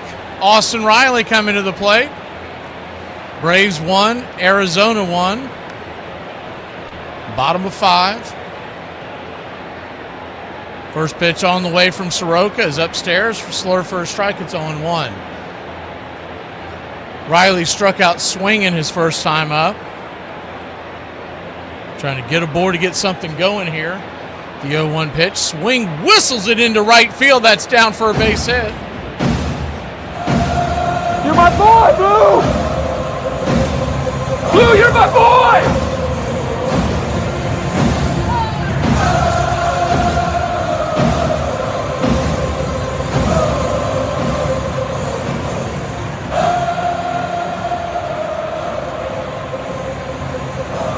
Good hard hit single to start the inning. Jim Jarvis coming to the plate. Righty-lefty matchup. First pitch on the way. Swing! Knocks it back foul. It's 0-1.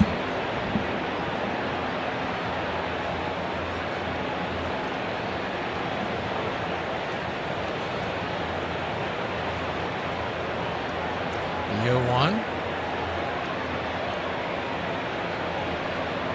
Turns and kicks. Inside, almost clips him.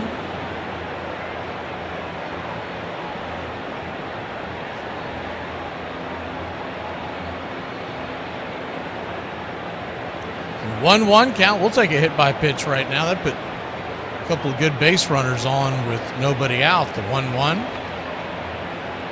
Quick flip over to first. It's not his actual pickoff move. Soroka, I've noticed, has two moves. He's got that one there where he kind of winds up and turns and fires. And then he's got another one, it's a much quicker toss to try to throw you off. You don't see that much from pitchers nowadays, but it really is a good tool, the 1-1. Outside wide, ball 2-1. 2-1 count.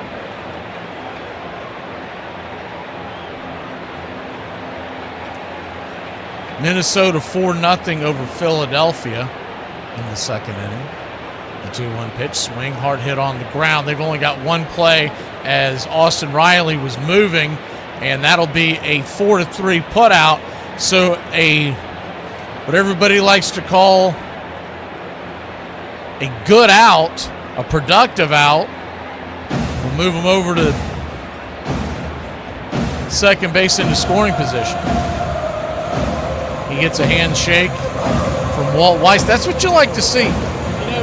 Everybody gets celebrated by it for a home run when they come in the dugout. But you'd like to see more of the guys. Is the first pitch upstairs for a strike? It's on one. You'd like to see more guys pat each other on the back and whatnot when they do the smart thing, the simple thing. It's not as simple as it looks, but the simple things of the game. Infield back into the right. The 0-1 pitch, high and inside. Pushing Baldwin back, it's 1-1. So now you put him in scoring position with the top of the order, and you hope either Drake or Acuna can come through. May see Riley try to take third, but they're playing pretty close over there. 1-1. Inside. Cutter, 2-1. Drake Baldwin singled to right his first time up. That was down in the zone, middle in. They're trying to pitch him up top now to jam him. The 2-1 pitch, swing, roller on the ground to short, and that's going to be a 6-3 put out. 2 down. So the Drake couldn't come through. We'll see if Ron Acuna Jr. can give the Braves the lead.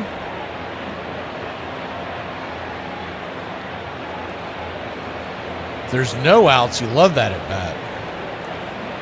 Now you're hoping for either a base hit or some kind of a goof, an error, a balk, anything to give us the lead. Righty-righty matchup. First pitch, swinging, rips it down the left field line. That ball's going to get down where the green grass grows. Up against the wall, Acuna rounding first. He's heading to second, and your Atlanta Braves take the 1-run lead. Bravo. 89 miles an hour off the bat, smoked and roped into the corner.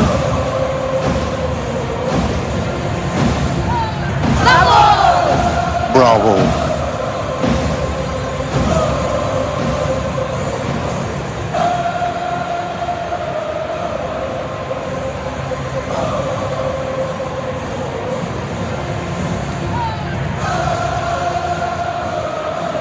Matt Olson got a chance to break this game open. First pitch on the way, down and away, change up in. It's 1-0. Standing on deck is Harris.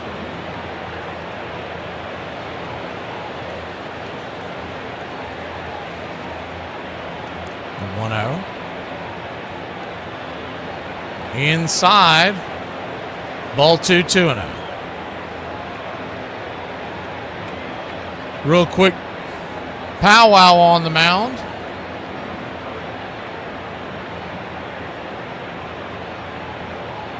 So McCann goes out there to talk to him. More than anything else, that may be just to give him a breather. His home plate umpire, Edwin Jimenez, will come out there to break up the powwow.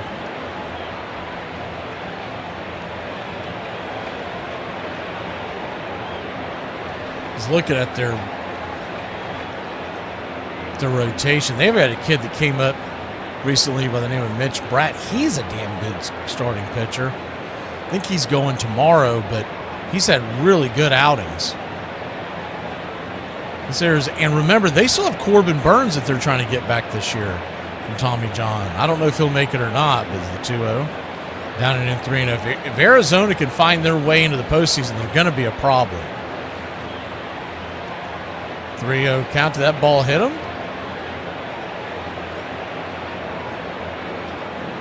Either that or they're calling an automatic ball. It's going to be a walk.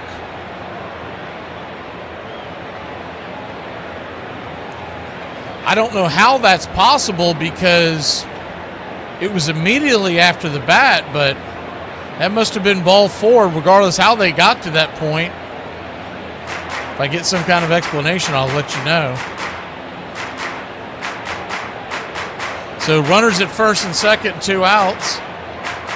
Either that or they may have just put them on. I think I just saw Arizona peer into the dugout, and I think they might have just said once it went to 3-0, it was an automatic. First pitch, runner goes, throw goes down to third, and does Acuna hold the bag? He slides over the bag, holding on for dear life with his left hand into foul territory, and he is safe. Matt Olson will take second base as well, so a couple of stolen bases. Man, his momentum almost took him off the bag.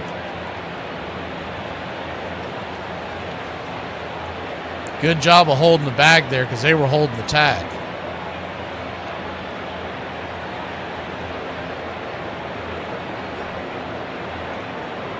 1-0 pitch to Harris.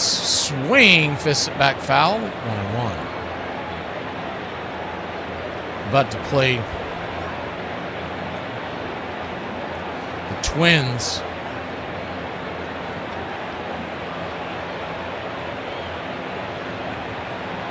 Starting tomorrow.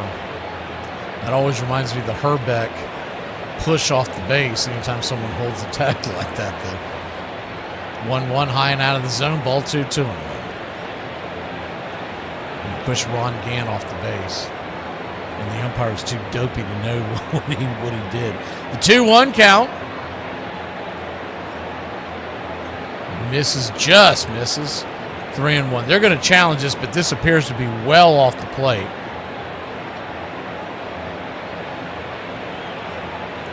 And here's the review, and it is a ball. Wrong, wrong, wrong, wrong. Wrong, wrong, wrong, wrong. You're wrong. You're wrong. So they lose the challenge, and it's a 3-1 count. Standing on deck is the Yaz. Count is in your favor, so you got to be patient. The 3-1 pitch swing rolls his cutter down below the knees, and that'll be an easy out. Harris was busting down the line. He almost beat that out, but they did get him by about a quarter step. Well, 2-1 your score. Could have been a lot more, but it could be a lot worse. We'll be back in a flash. 6th inning we go here in Braves country.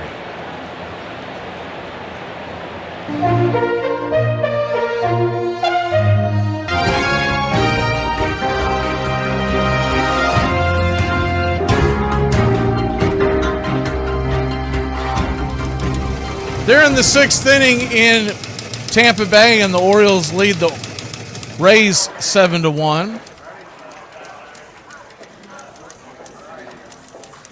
Pittsburgh, Pennsylvania.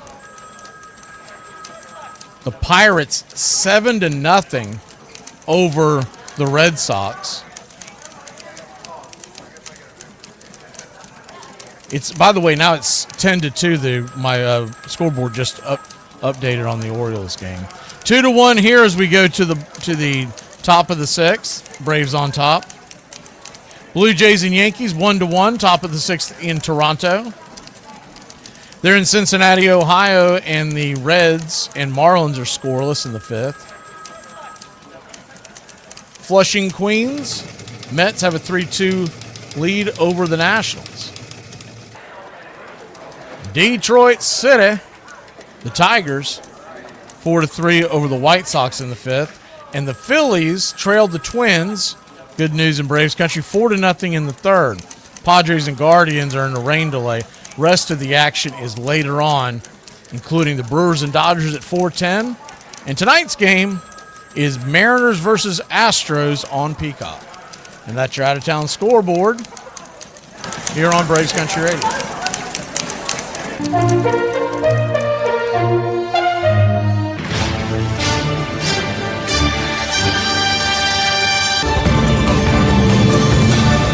the point spread, cover the point spread, cover the point spread, cover the point spread.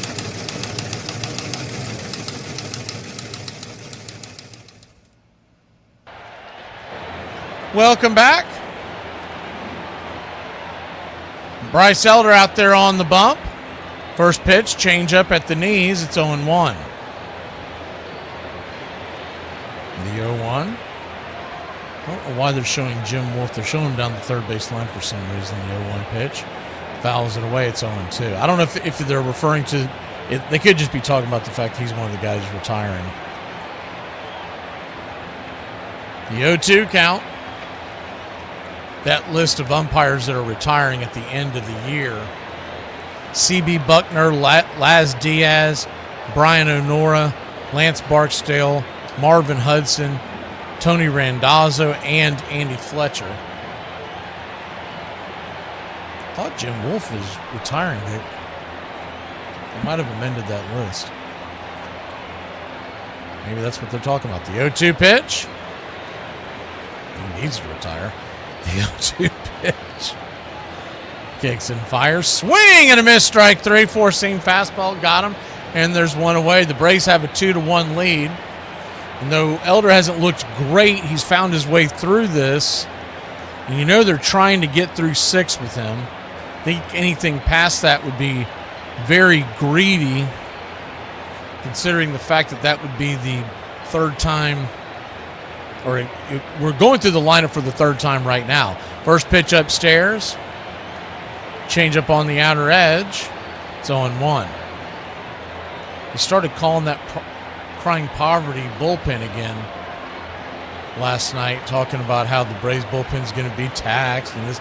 Like, dude, stop it with that. Guys can pitch more than once a week. The 0-1. Out and away, 1-1. 1-1 count. Brings it. Swing, chopper down the line, 1-2. There's a couple of guys that you wouldn't be able to touch right now, but because they got shellacked last night, the back of the bullpen should be fine.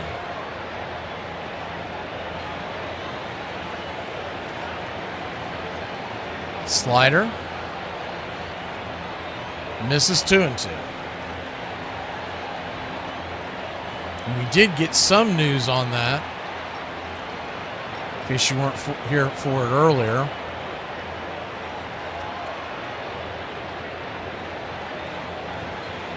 They did DFA Dana Young, like I was talking about yesterday, as the 2-2. Swing and a miss, strike three. 2 down. Do y'all remember Ray Kerr? He is back. Remember, they were trying to start him. They were trying to use him as a starter, and he never looked like a starter when they would put him in.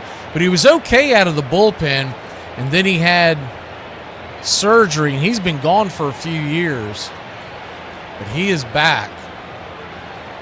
Left-hander and another quote-unquote fresh arm out of the pen. Slider down and away. For a ball, it's 1-0. I would say that if he makes it back through, is the 1-0.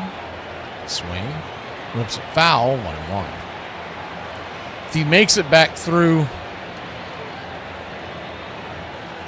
the Braves would assign him to AAA. I just figure somebody's going to grab a lefty, even with an ERA north of 6 at this point in the year. The 1-1, swing, pops it up, high in the sky. Underneath it is the Gaz, and just like that, a 1-2-3 inning. They may try to get 7 out of him. He's only at 75 pitches. So we need some runs, Braves country. Let's get some insurance when we return. Are you kidding? That's unfair. She made those. I need to calm down. Everything's fine. I'm an adult. There is a lot of people who believe that Nolan Ryan is overrated. I'm here to tell you he's not. I'll prove it. He reached double digits in wins in 20 of his 27 seasons. As he got older, he got stronger. In the 7 seasons after he turned 40, he had a 3.33 ERA. In 8 different seasons, he had double digits in complete games. His 61 career shutouts ranked 7th all time. For the people that say he didn't have a Cy Young, look back at his 1973 season. Although Palmer and Ryan had similar stats, Ryan also had 2 no-hitters that season and broke the record for the all-time strikeouts in a season. His strikeout record will never be broken, not only because of innings limits and pitch counts, but also because I don't see any pitcher pitching at a high level for 27 or more seasons. He holds the all-time record for lowest hits per 9. From 1973 to 1991, there were 300 games in which a pitcher went 9 or more innings and allowed 2 or fewer hits. Nolan Ryan accounted for 26 of them. Not only did he throw 7 no-hitters, he also had 12 one-hitters and 18 two-hitters. Randy Johnson wouldn't be able to break Nolan Ryan's strikeout record even if he played for another 4 years and averaged 200 strikeouts per season when he retired. At one point in his career, he threw a remarkable 235 pitches in a game that went 15 innings. He struck out twice as many as he walked. He averaged 103 walks per season, or 3.5 walks per game over his career. Over his career, hitters had a 204 batting average against him. Over that same time, the league average was 256. If you think Nolan Ryan is overrated, you just simply didn't follow his career. I think timing is everything, and when we met, I think he was 37. I think he was ready to kind of settle down. It was pretty apparent once Leslie came into George's life that he had found the one, but it was a change for George. At that stage, it was Leslie, and it wasn't George the bachelor. When we decided to get married, we did it really, really quickly, and then I probably got pregnant within 4 or 5 months. If that's not going to change your life, I don't know what is. My life has changed because my priorities have changed a little bit, but baseball still is very, very, very important in my life. My performance, the team's performance, still very important, but not as important as my family.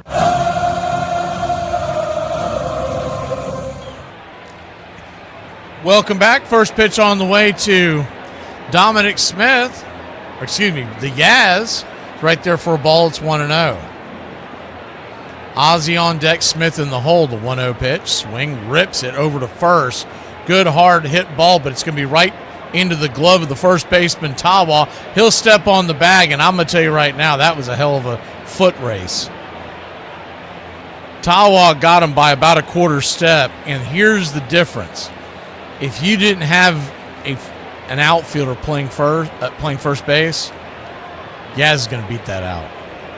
Tawa traditionally plays in the outfield. He plays center field from time to time. If that's an Olsen or who am I trying to think of? Pete Alonso type runner. Yaz is going to beat that out. First pitch inside. Almost gets Ozzie Albies as he dances back. It's 1-0. You were asking about the division, Rosemary. Just a quick breakdown of that. There's the 1-0 pitch. Swing! Rips it down the line, foul.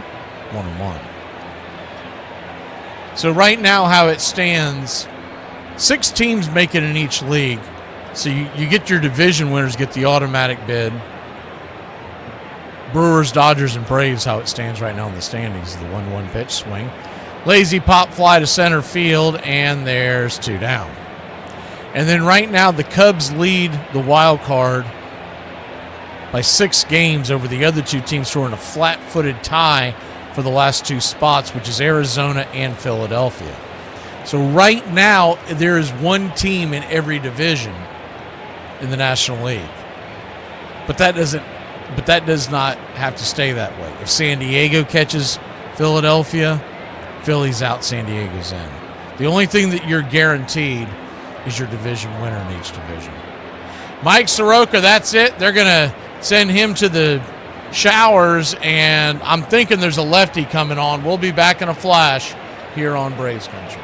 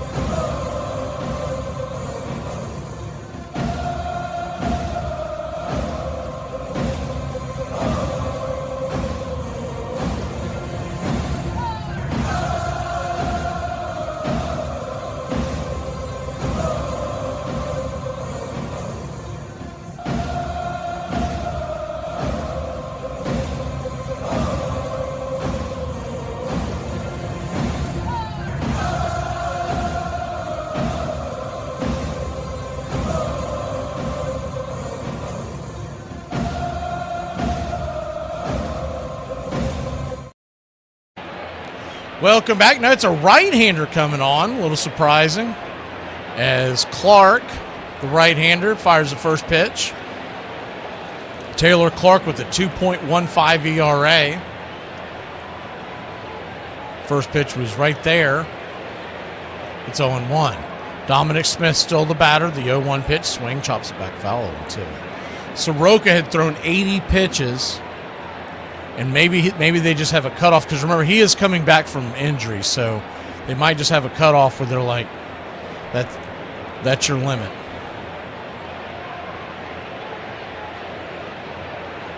Maybe if there was a right-hander up, they would have let him go, but Dominic Smith still has pop in that bat. He doesn't get as many as he got that first month, but he does have 8 on the year at the 0-2. Down and in, 1-2. He's just a good bat to have when you head towards the postseason, to pinch hit off the bench, to have professional at-bats given to you off the bench. The 1-2, off the plate, 2-2. So whether he's starting as your DH versus a right-hander, or if he's coming off as a pinch hitter, you don't have to worry about him going up there and just giving you a bat at bat in October. The 2-2 fouls it back. Seems like every championship team has one of those guys.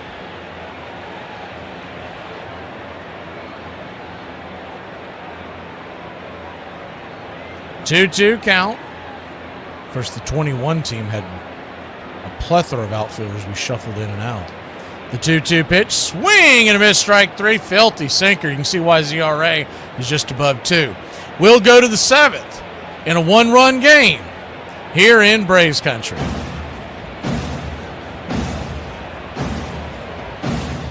Got the results today from my doctor. He said I was a beast. No, he said you were obese. How do I permanently erase you from my feed? I don't know, dude. I only know how to get on the For You page a lot, and also a bunch. But I would just assume, probably like you did, comment a whole bunch. That way TikTok knows that you don't like it and you don't see me anymore. You probably also want to share, favorite, follow, these sorts of things. That way you never have to see me again. On June 11th, 1938, Johnny Vandermeer threw a no-hitter against the Boston Bees. Just 4 days later, Vandermeer threw a second no-hitter, this time against the Dodgers. To this date, Vandermeer is still the only player in baseball history to throw 2 straight no-hitters. When there's a shooting in the lobby of your apartment building, call management the next day and renew your lease. Be a man. I'll level with you. I was playing poker with the guys. I lost $12 and knowing the way you feel about gambling. See, I was ashamed to tell you. Where was you? Now, just let me say this to you, that this whole evening is going to run a lot smoother if you just believe everything I say and then forget about it now. Come on, let's go to bed, huh? Next to Abraham Lincoln and George Washington, the name of A.G. Spaulding is the most famous in American literature. It has been blazing forth on the cover of guides to all sorts of sports, upon bats and gloves for many years. Young America gets its knowledge of the past in the world of athletics from something that has Al Spaulding on it in big black letters. And for that reason, as much as any other, he is one of the national figures of our time. Boston Herald. Braves Country Radio, your home for the classic call of Braves Country baseball.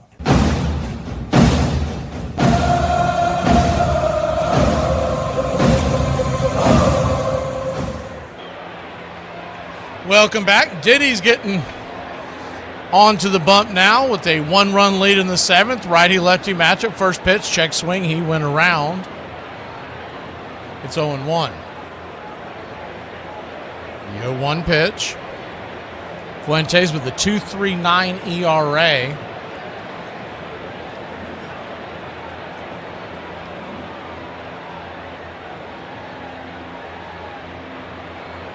The 0-1.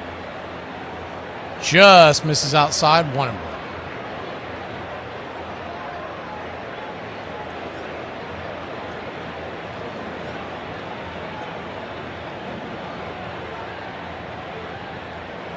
One count. Splitter down and in, ball 2-2.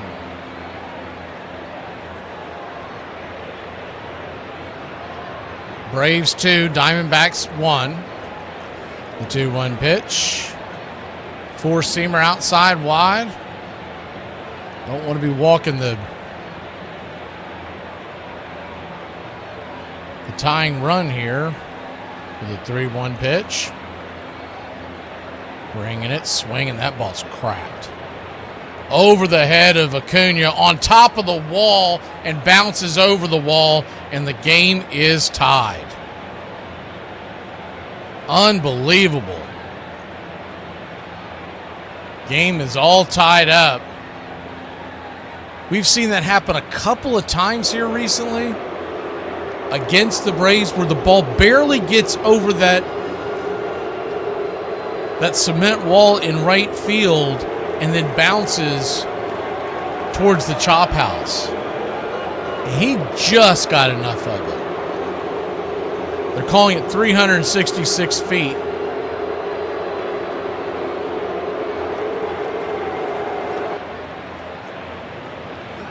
Oh, mercy.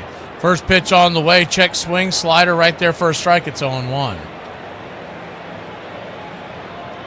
Back to business here, the 0-1.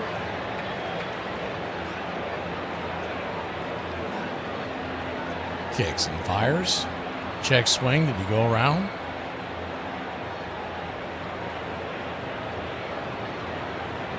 Drake wants to check it down the line. Right now it's a 1-1 count. They check down to Alan Porter, the first base umpire. And he said that he did go around 0-2. If you're watching on Braves Vision, they haven't updated it yet. The 0-2 pitch swing. Chops it foul. We'll do it again.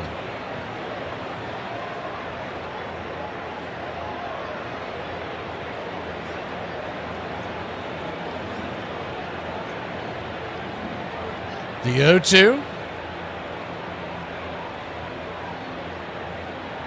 Swing and a miss. Strike 3. One away.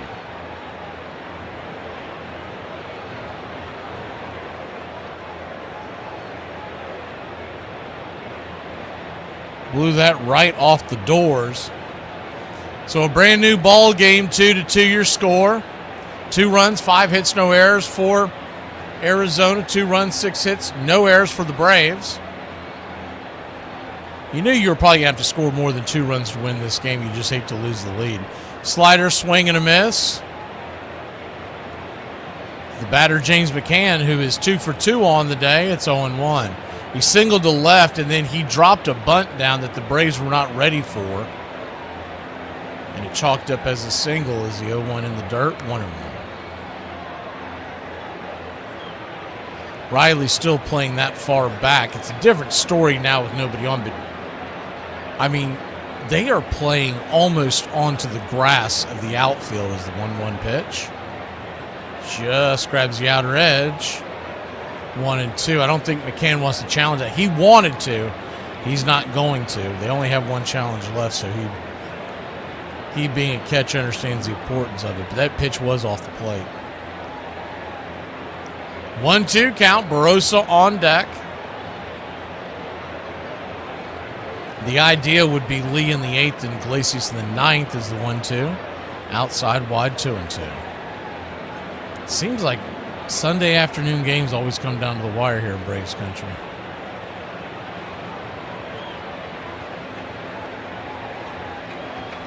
The 2-2. Swing, hit up the middle. Backhanded by Jim Jarvis. He'll fire a long throw across the diamond. Cutting that laser across that diamond, and it's a 6-3 put out. 2 down. That kid can pick it, that's for sure.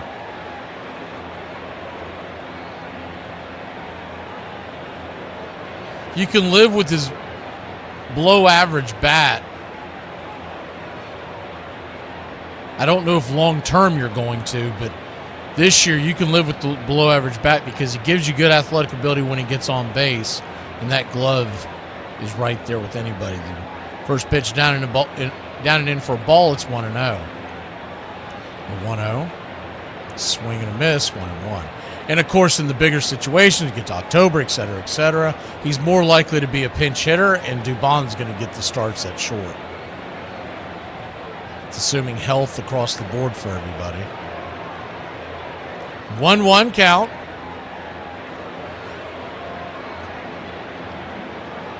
Drops a slider there at the knees, outer edge, 1-2. Barossa 0 for 1 on the day.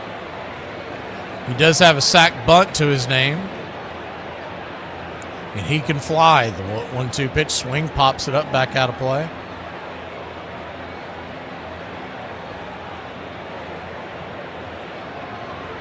They've gone four-seam slider, slider four-seam, and then back to the slider there.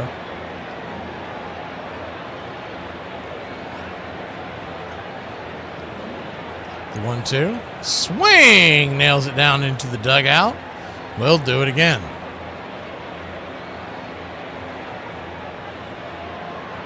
Standing on deck, the top of the order for the Diamondbacks. So either to continue this inning or to start the 8th, they'll have the heart of the order. We'll have to go through at least one more time. The 1-2. Fastball misses high.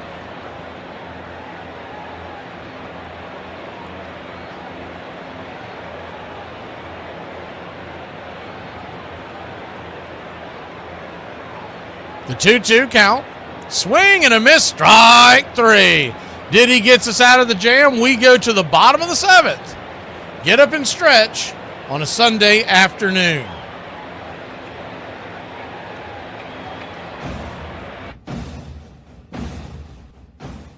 All right. I can't see you. Let me hear you. All 1, 2,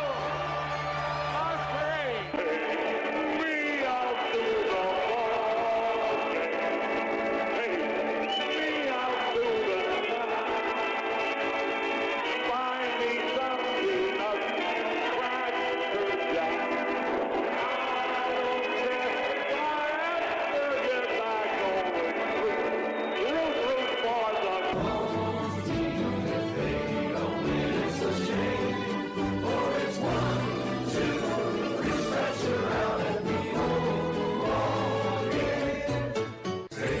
Me out to the ball game. Hey, me out to the find me something up, crack Jack. I don't care if I have to get back going.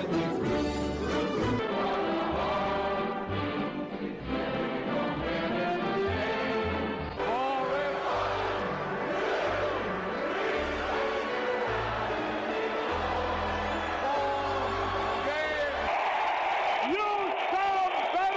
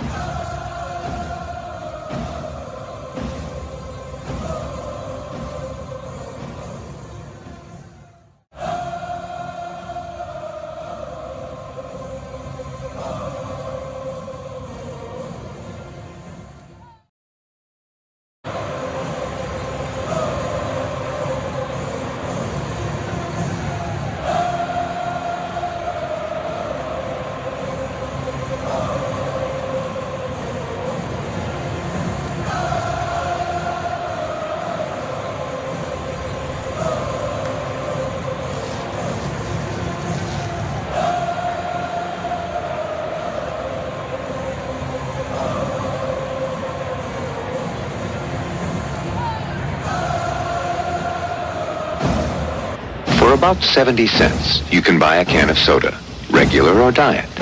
For about 70 cents, you can also buy a cup of coffee. For about 70 cents, you can buy a pack of gum, plain or sugarless. For 13 cents a day, you can buy the Country Club for Braves Country Radio.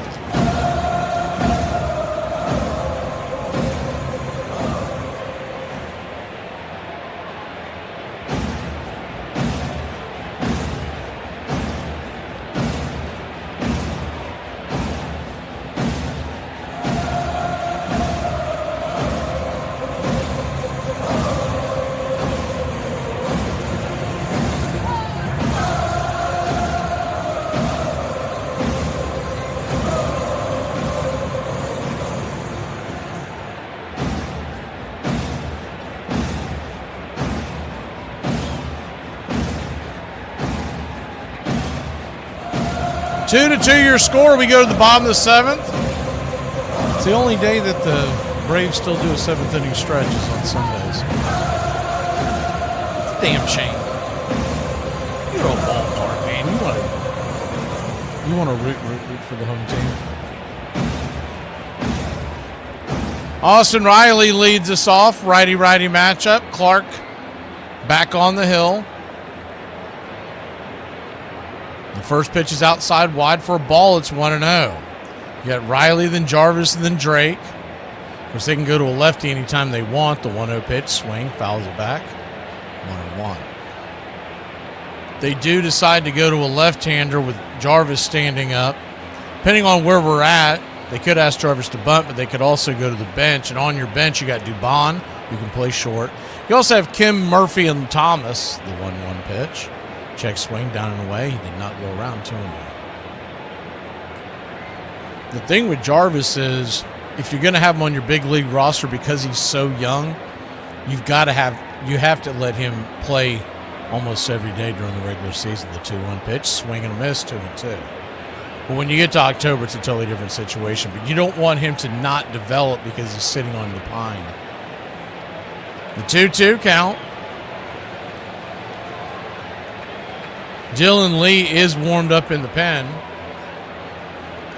The pitch on the way. Swing! That ball's hammered down the left field line. That ball's going to get into the corner. Scuba-doop it up against the 335 sign, and here comes Austin Riley heading to second base. You're my boy, Blue! Blue, you're my boy! A leadoff double and all kinds of trouble brewing. Here comes Jim Jarvis.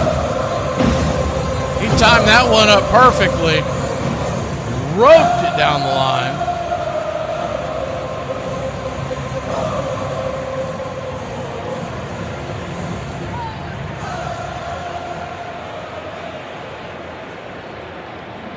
Righty-lefty matchup. First pitch. Drops a bunt. Good bunt. It's going to be a tough play, but looks like the pitcher will make it. Clark flips it over to first, and it's a 1-3 put out.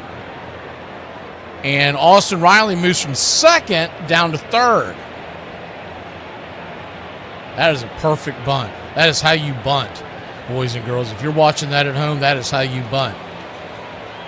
You try to catch the ball and guide it to where you want to go. You don't smack at it. You don't poke at it. You almost like you're trying to catch it with the bat.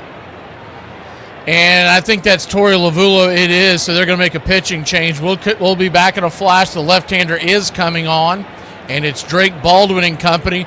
The go-ahead run standing at third with one away.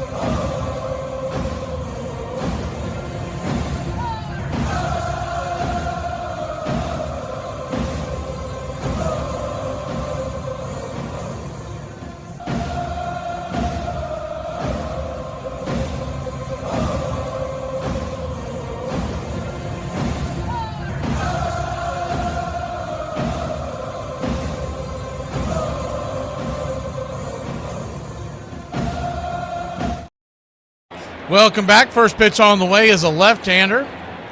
Coming on, Garcia misses. For a ball, it's 1-0. Lefty-lefty matchup. The infield's bat is in. Shaded to the right a little bit is the 1-0. Down and in. 2-0. Brandon Garcia's got a 2.06 ERA. I mean, these guys coming out of their bullpen, they all have microscopic ERAs. 161 batting average against left-handers. 175 against righties. The 2-0 outside wide, 3-0. Standing on deck is Ronald Acuna Jr., the right-handed bat, then Matt Olson. You can see why they've climbed their way back into the playoff hunt. You've got a good offense, very good pitching staff, and this bullpen hasn't been too shabby either. The 3-0 upstairs, 3-1. It's 5-0 Twins. They are in the fifth, leading Philadelphia.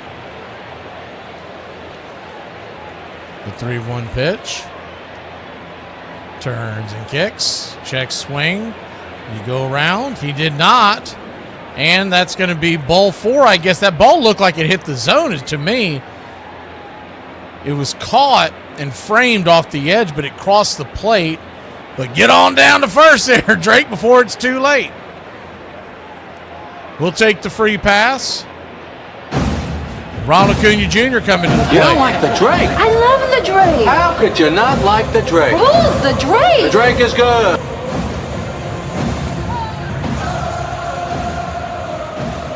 Quick powwow on the mound. I think it was... Who was it was talking about? Is it Dan that was talking about different baseball films? Bull Durham and Field of Dreams are two of the better ones. My top two are For Love of the Game and 61. I mean, those are just elite movies. They don't even have to be baseball movies. Those are elite movies. But Bull Durham and Field of Dreams, I mean, they're right there up there. Pitch is down and in. That ball almost gets Acuna in the foot as he drops to the ground. It's 1-0.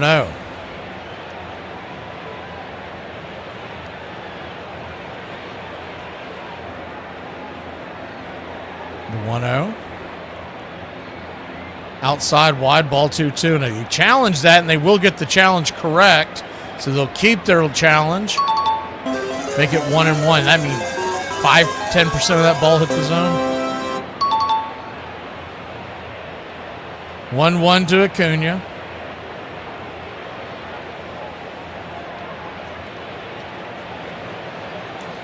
The southpaw comes set. Kicks and fires. Swing. Punches it over the first base dugout. And it's 1-2. You got to get a run home. You can't be swinging for the fences. You got to get a run home. This is where the Braves have really not done a great job teaching their batters, disciplining their batters. The 1-2 pitch, swing and a miss. Chase one in off the plate. Terrible at bat by Acuna. 2 down. You got to start thinking. You hit the postseason. He's going to be in your lineup, but does he need to be batting that high up? Matt Olson, your batter. Lefty-lefty matchup. He still has that power, but he's not disciplined enough to be in the scoring positions of the batting order.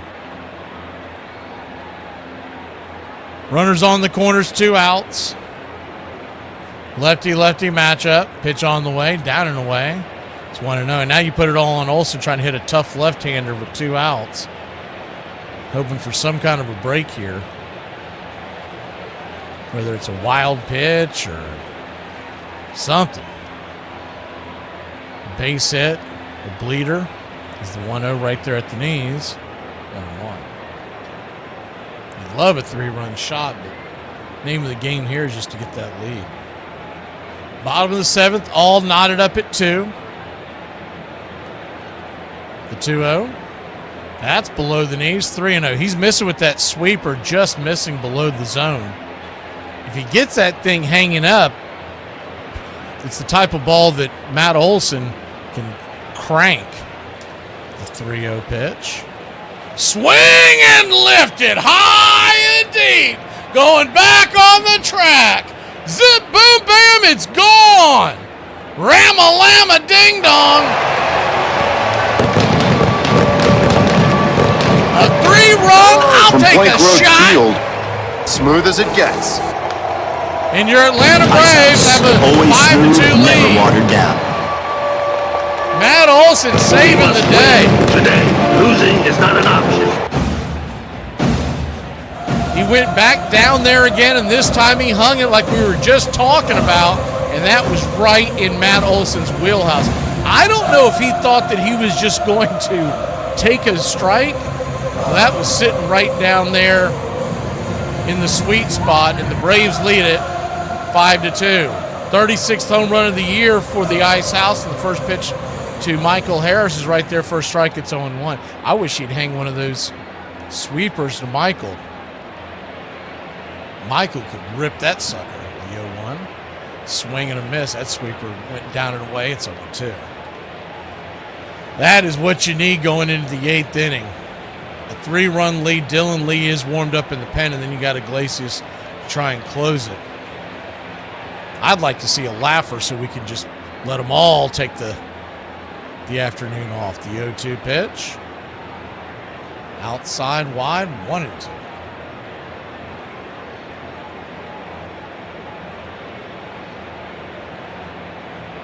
You don't see a whole lot of, is he at 1-2 swing and a miss, strike 3, that'll end the inning. I'll finish that thought when I come back. Matt Olson did something I never see him do when we return. 106 miles to Chicago.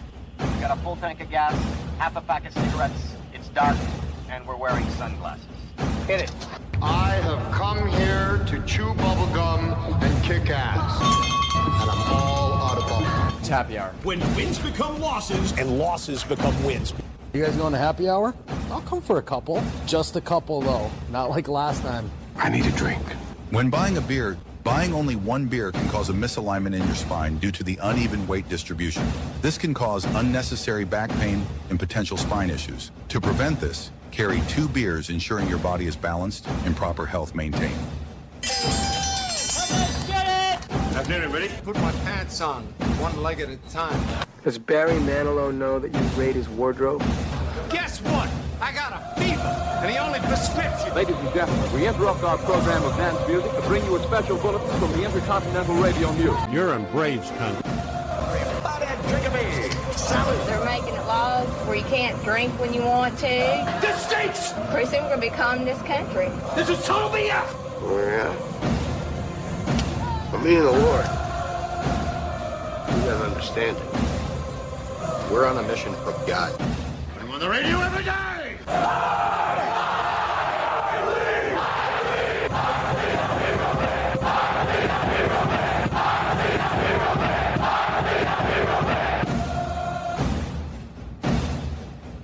If you want to stop me, you're gonna have to kill me!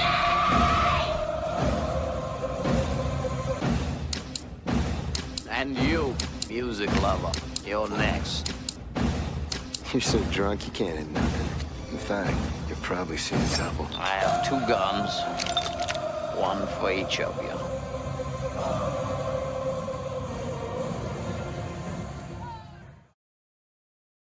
Welcome back. Matt Olson moves to second place in his lonesome.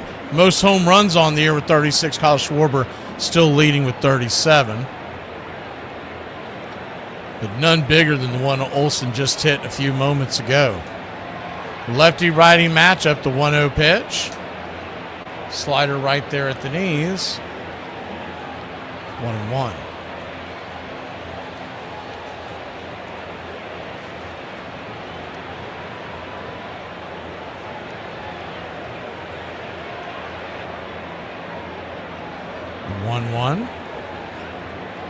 Lee kicks and fires.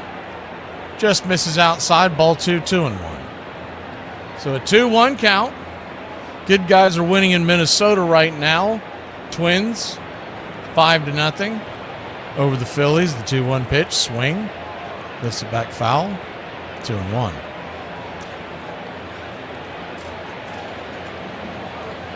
Most home runs in Major League Baseball are mistakes by the pitcher, right?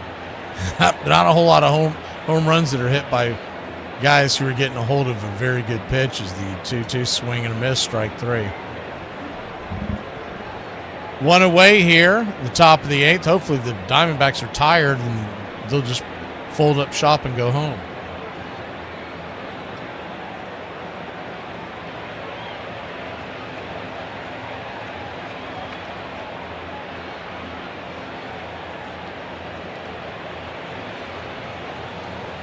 Lefty-lefty matchup. Four-seam fastball right there for a strike. It's 0-1.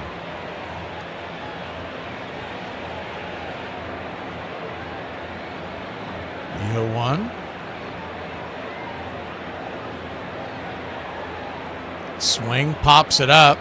Carroll will be an F9. Yes, Acuna makes the catch. Him and Harris were both converging on it. 2 down.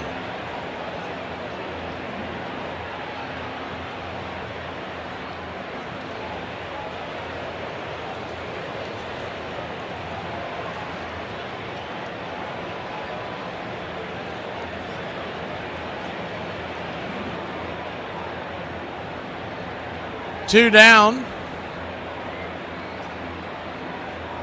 The right-handed batter Moreno comes to the plate. First pitch right there, slider. It's 0-1.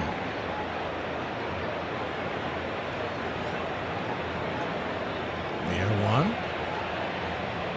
They still haven't gotten going in that Cleveland-San Diego game, the 0-1 pitch.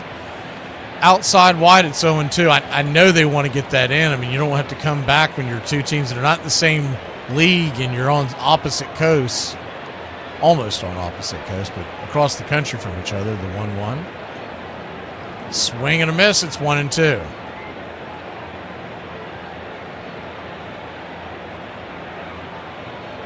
One-two count. 2 down here in the 8th. Braves will have the middle of the order due up in the bottom of the 8th. The 1-2 pitch. Swing. Fouls it back.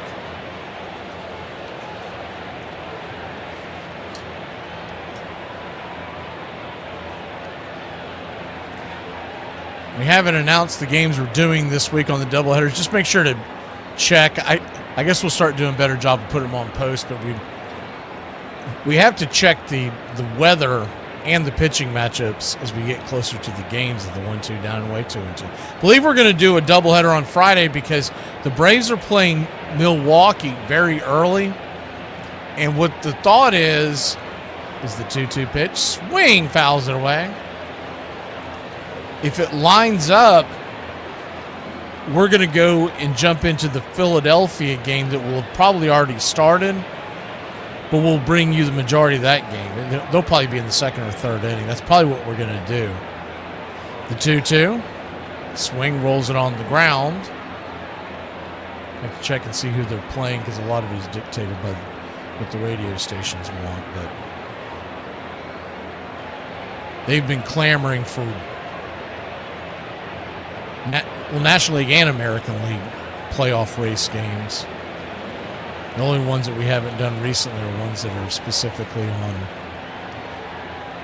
Apple and stuff like that, the type of stuff that we know folks can't get, and we want to try to get it to them. The 2-2. Swing and a miss. Strike 3. That'll end the inning. We'll go to the bottom of the 8th, and the good guys are on top. We'll grab the sticks when we return here in Braves Country. Lou Gehrig once said, "The ball player who loses his head, who can't keep his cool, is worse than no ball player at all." The story of Tonap. Many scouts called him the next Babe Ruth because he was a two-way player with a 90-mile-per-hour fastball and the power to hit a ball north of 450 feet. He also had the size to match. He was a staggering 6'5", weighing in at 220 pounds, with a size 18 shoe, which is how he got the nickname Toe. Dropping out of middle school and never played a single high school baseball game. He played behind the local bar. His father would collect bottle caps out of the trash and pitch them to him, and he would hit them with the handle of a broomstick. He was discovered after a friend asked Tampa Bay Devil Ray scout to attend a Little League game. He was there mainly to watch and had no plans on scouting until he saw a 5'10", 140-pound 12-year-old hit 2 home runs and strike out 17 of the 21 batters he faced. Nash would work out for the Devil Rays developmental staff. He hammered 26 home runs after taking 25 pitches from each side of the plate. In 2000, the Devil Rays signed the 18-year-old Nash for just $30,000. After he returned home in the offseason, he would be charged with a crime that could land him 10 years in prison. Immediately, the Devil Devil Rays dropped him. After he was given a suspended sentence and probation, he was signed by the Cincinnati Reds, where he would be given a second chance. Not long after joining the Reds, he got homesick and the Reds sent him home. Once again, Nash found himself in legal trouble after a bar fight landed him in prison for the rest of his decade-long sentence. Would he have been Shohei Ohtani before there was a Shohei Ohtani? If it was the happiest time in George Brett's life to that point, soon after he got married, the joy would be shaded when his father's health began to drastically deteriorate. It had been the most complicated relationship in his life, and it would stay that way through their final conversation before Jack Brett passed away. He asked me that night, how'd you do yesterday in your game? You got any hits? And I said, no, 0 for 4, but I hit a good 3 times. And he said, that happens. I think I popped up, struck out twice, hit a double play or something. But I didn't even tell him he's on his deathbed, and I lied to him. For his entire career, George Brett's desire to prove himself to his father had been fundamentally connected to his drive for greatness. But even after his dad passed away, there were more mountains ahead. Welcome back.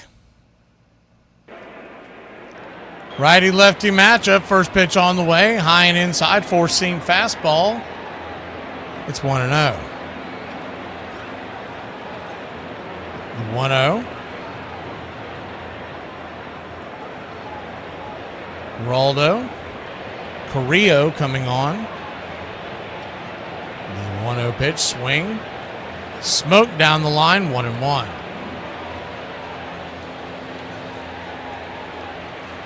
Bottom of the 8th inning. Appreciate everybody who's joining us today. Maybe your first time, and thanks for smashing that like. Please subscribe if you get a chance. It's free. And you have to subscribe for 5 minutes before you can chat, so keep that in mind. The 1-1. Swing rips it over to first, and line drive caught by Tawa. One away.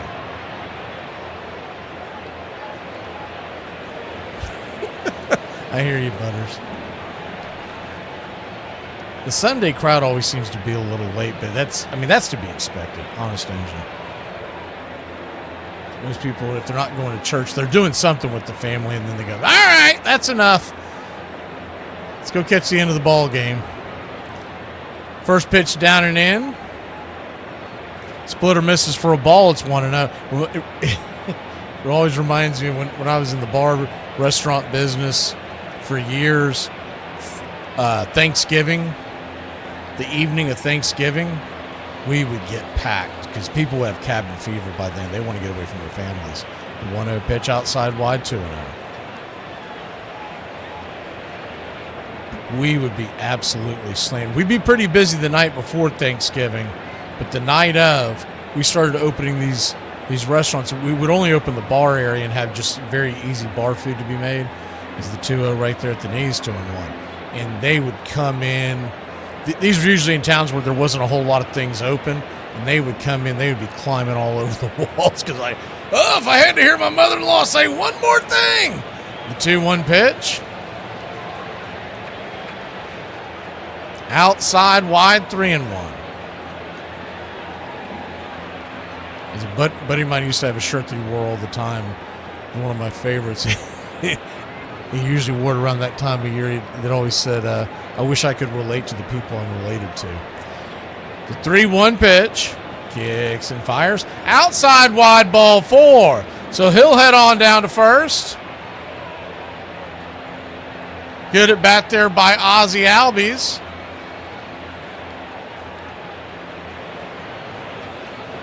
I'm the Wiz, I'm the Wiz, I'm the Wiz. I'm the Wiz and nobody beats me.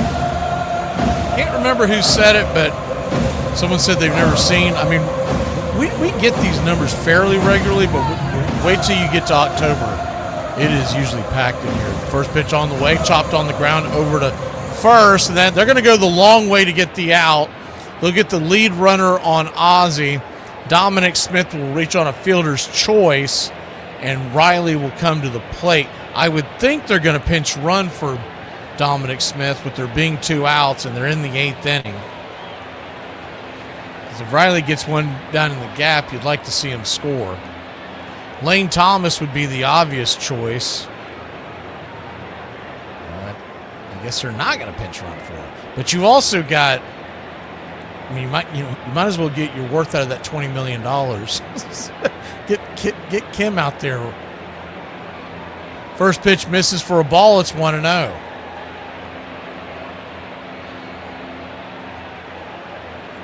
I mean, don't send Sean Murphy out there to pinch run for anybody. The 0-1 pitch. Swing. That'll be pop up. High into left center field, and that will end the inning. We'll go to the top of the ninth, hoping to end the game. Eyeglasses is coming on when we return.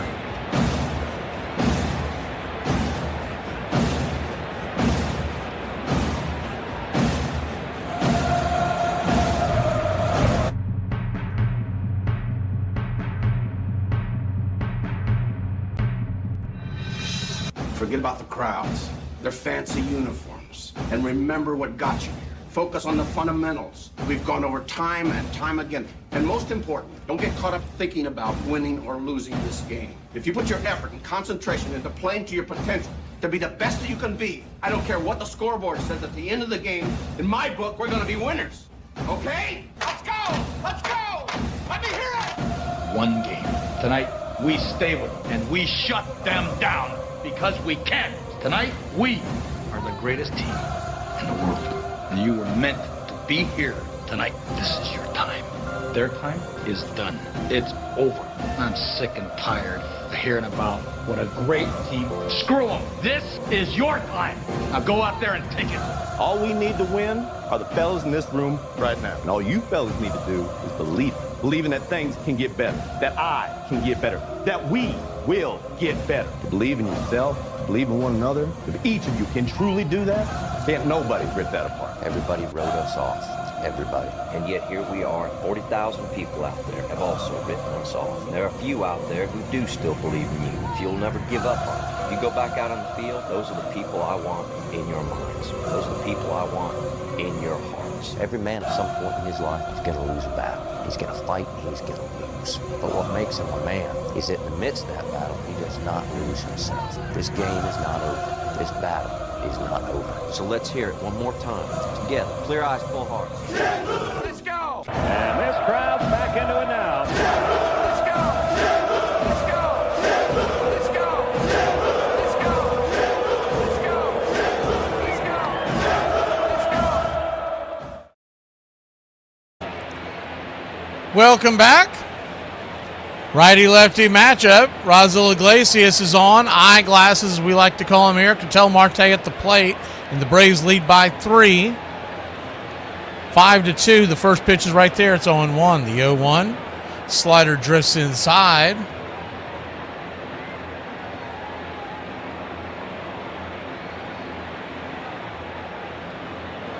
The 1-1 pitch. Change up. Outside wide to him.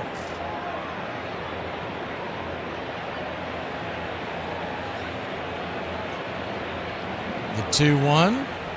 Change up misses. Ball 3, 3-1. He hasn't looked particularly sharp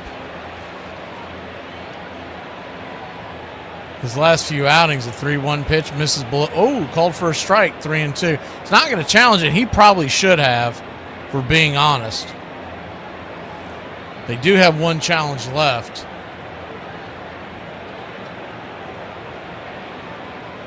The payoff pitch. Inside misses. Ball 4. So he'll head on down to first.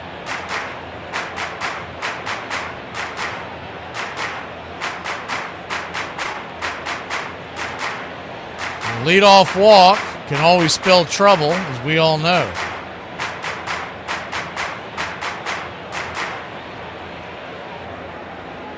Righty-lefty matchup. Max Kepler, the batter. Change up right there at the knees. It's 0-1.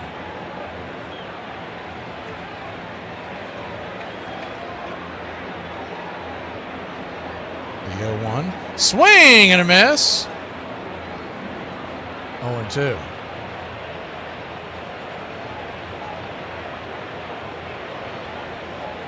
An 0-2 count.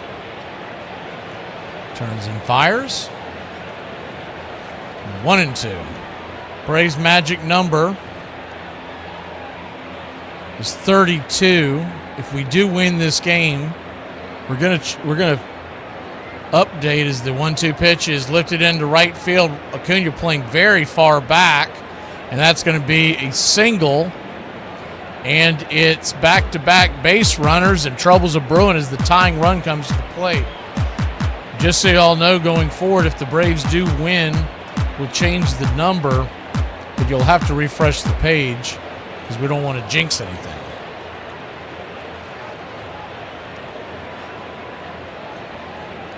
And I'll let you know when it goes in, if it goes in. Trouble brewing. Vargas, the batter, came in for Arenado. His first time up, he hit a home run. We got to keep him off the board here. The first pitch is right there, first strike. It's 0-1.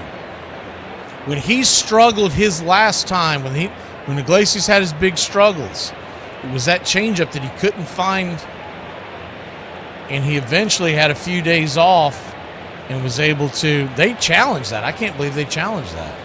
So they're out of challenges. That was a terrible challenge. Wrong. 0-1. Swing, pops it up. High in the sky.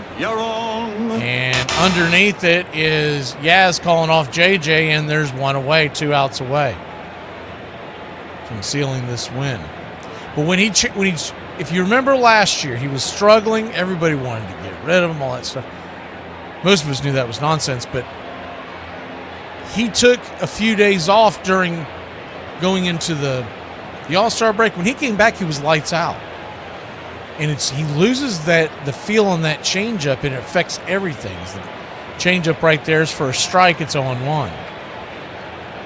What he's got to do, and what I think the Braves have to do, they need to give him a few days off. They need to.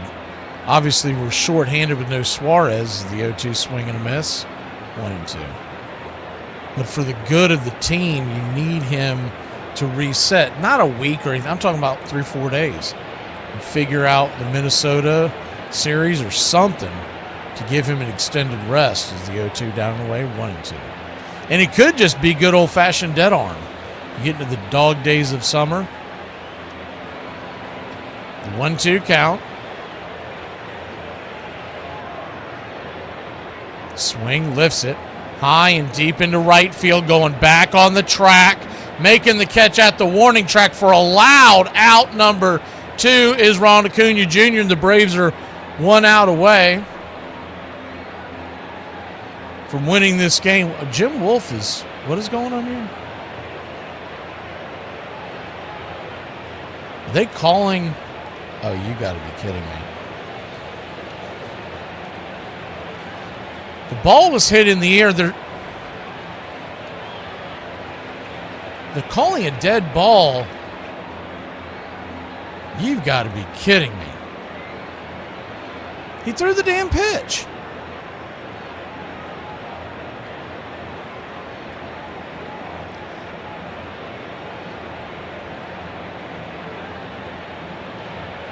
I think he's calling a balk. It's Jim Wolf. We've talked about how bad he is at his job. And that's Alan Porter's call. That's not Jim Wolf's call. Yeah, that's what it is. He's calling a balk. And so it was a dead ball, even though when he called it, nobody stopped the play. So unbelievable. But Iglesias has to wipe that clean. The runners on first and second really don't matter at the end of the day. What a terrible job by Jim Wolf.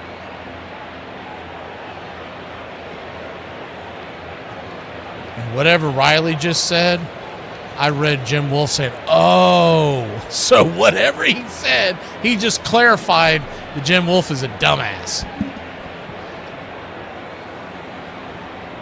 And now he's asking Riley all kinds of questions. Oh, this guy is such a clown. So, yes, there's still 1 out, Rich, because the batter's still at the plate. It's a 1-2 count. Basically, they called it a dead ball. But you never saw it motioned at home, and the pitch threw the ball. The hitter swung at the ball, and they're getting a do-over. The 1-2, out and away, 2-2. Unbelievable. This isn't college football. You don't call flag on the play, and the touchdown comes back. The 2-2 count. Outside wide. Full count, so it's definitely affected Iglesias. He's one pitch away from loading the bases. He's got to put it behind him, and second and third do not matter. The guy at the plate is the only one that matters. The payoff pitch, swing. Fouls the four-seamer away.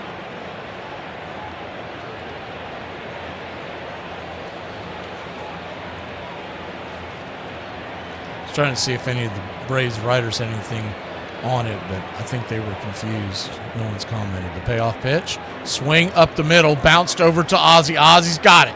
Flips it to Olsen. 2 down. The runner at third moves home, and it's a 5-3 game. The runner at second moves to third, but once again, the only person we care about is the guy coming to the plate. He's the tying run. Whether you win 5-3, 5-4, whatever happens, let's get out of this inning. And here comes Talwal, and he has been a pain, although he's 0 for 3 today.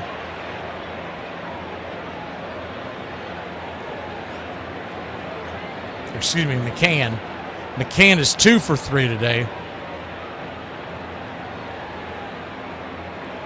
Righty-righty matchup. First pitch outside wide for a ball. It's 1-0. Remember, he dropped that bunt down and beat it out.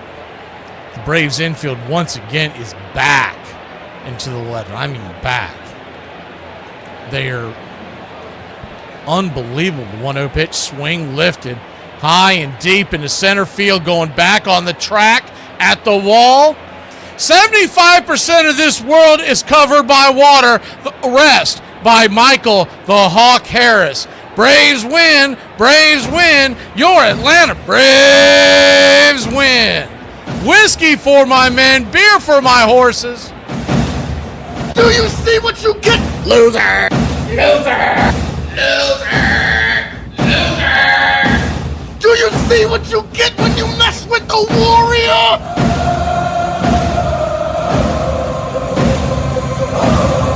Five runs, 8 hits, no errors for your Atlanta Braves. 3 runs, 6 hits, no errors for the Arizona Diamondbacks. Player of the game, that's got to be Matt Olson. His 3-run home run was the difference in the ball game. Big spot after Acuna had struck out with the runners on the course and 1 out. He came through in a big way. Diddy Fuentes will get the win, by the way. Iglesias will get his 25th save on the year. Diddy will get his 5th win. He's 5-1. Y'all remind me, I'll tell y'all something about Diddy tomorrow that I forgot to bring up today. But I know it's Sunday and everybody wants to get to celebrate and go enjoy the day.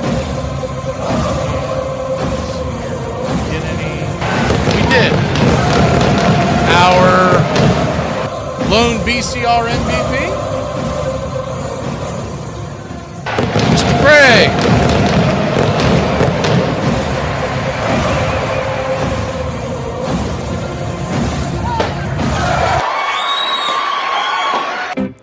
Craig is our MVP today. Thank you, Craig. Dropping the $2.99 on us. We will see you next time. Braves win! Braves win! Braves win!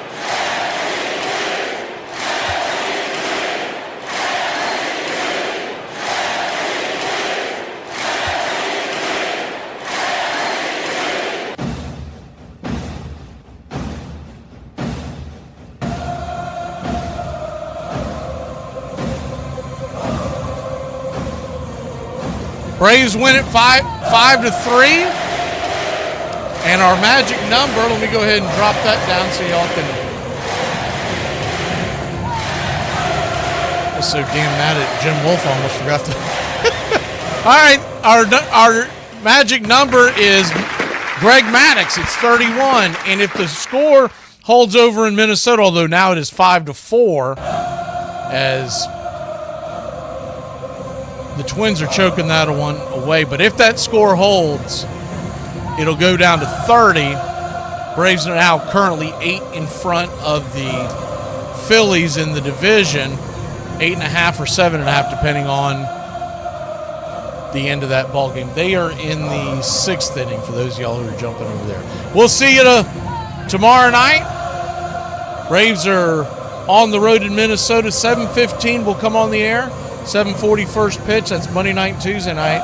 And then we have day games Wednesday, Thursday, Friday, Saturday, all here in Braves country Sunday night next week at the Little League World Series. Y'all have a good one.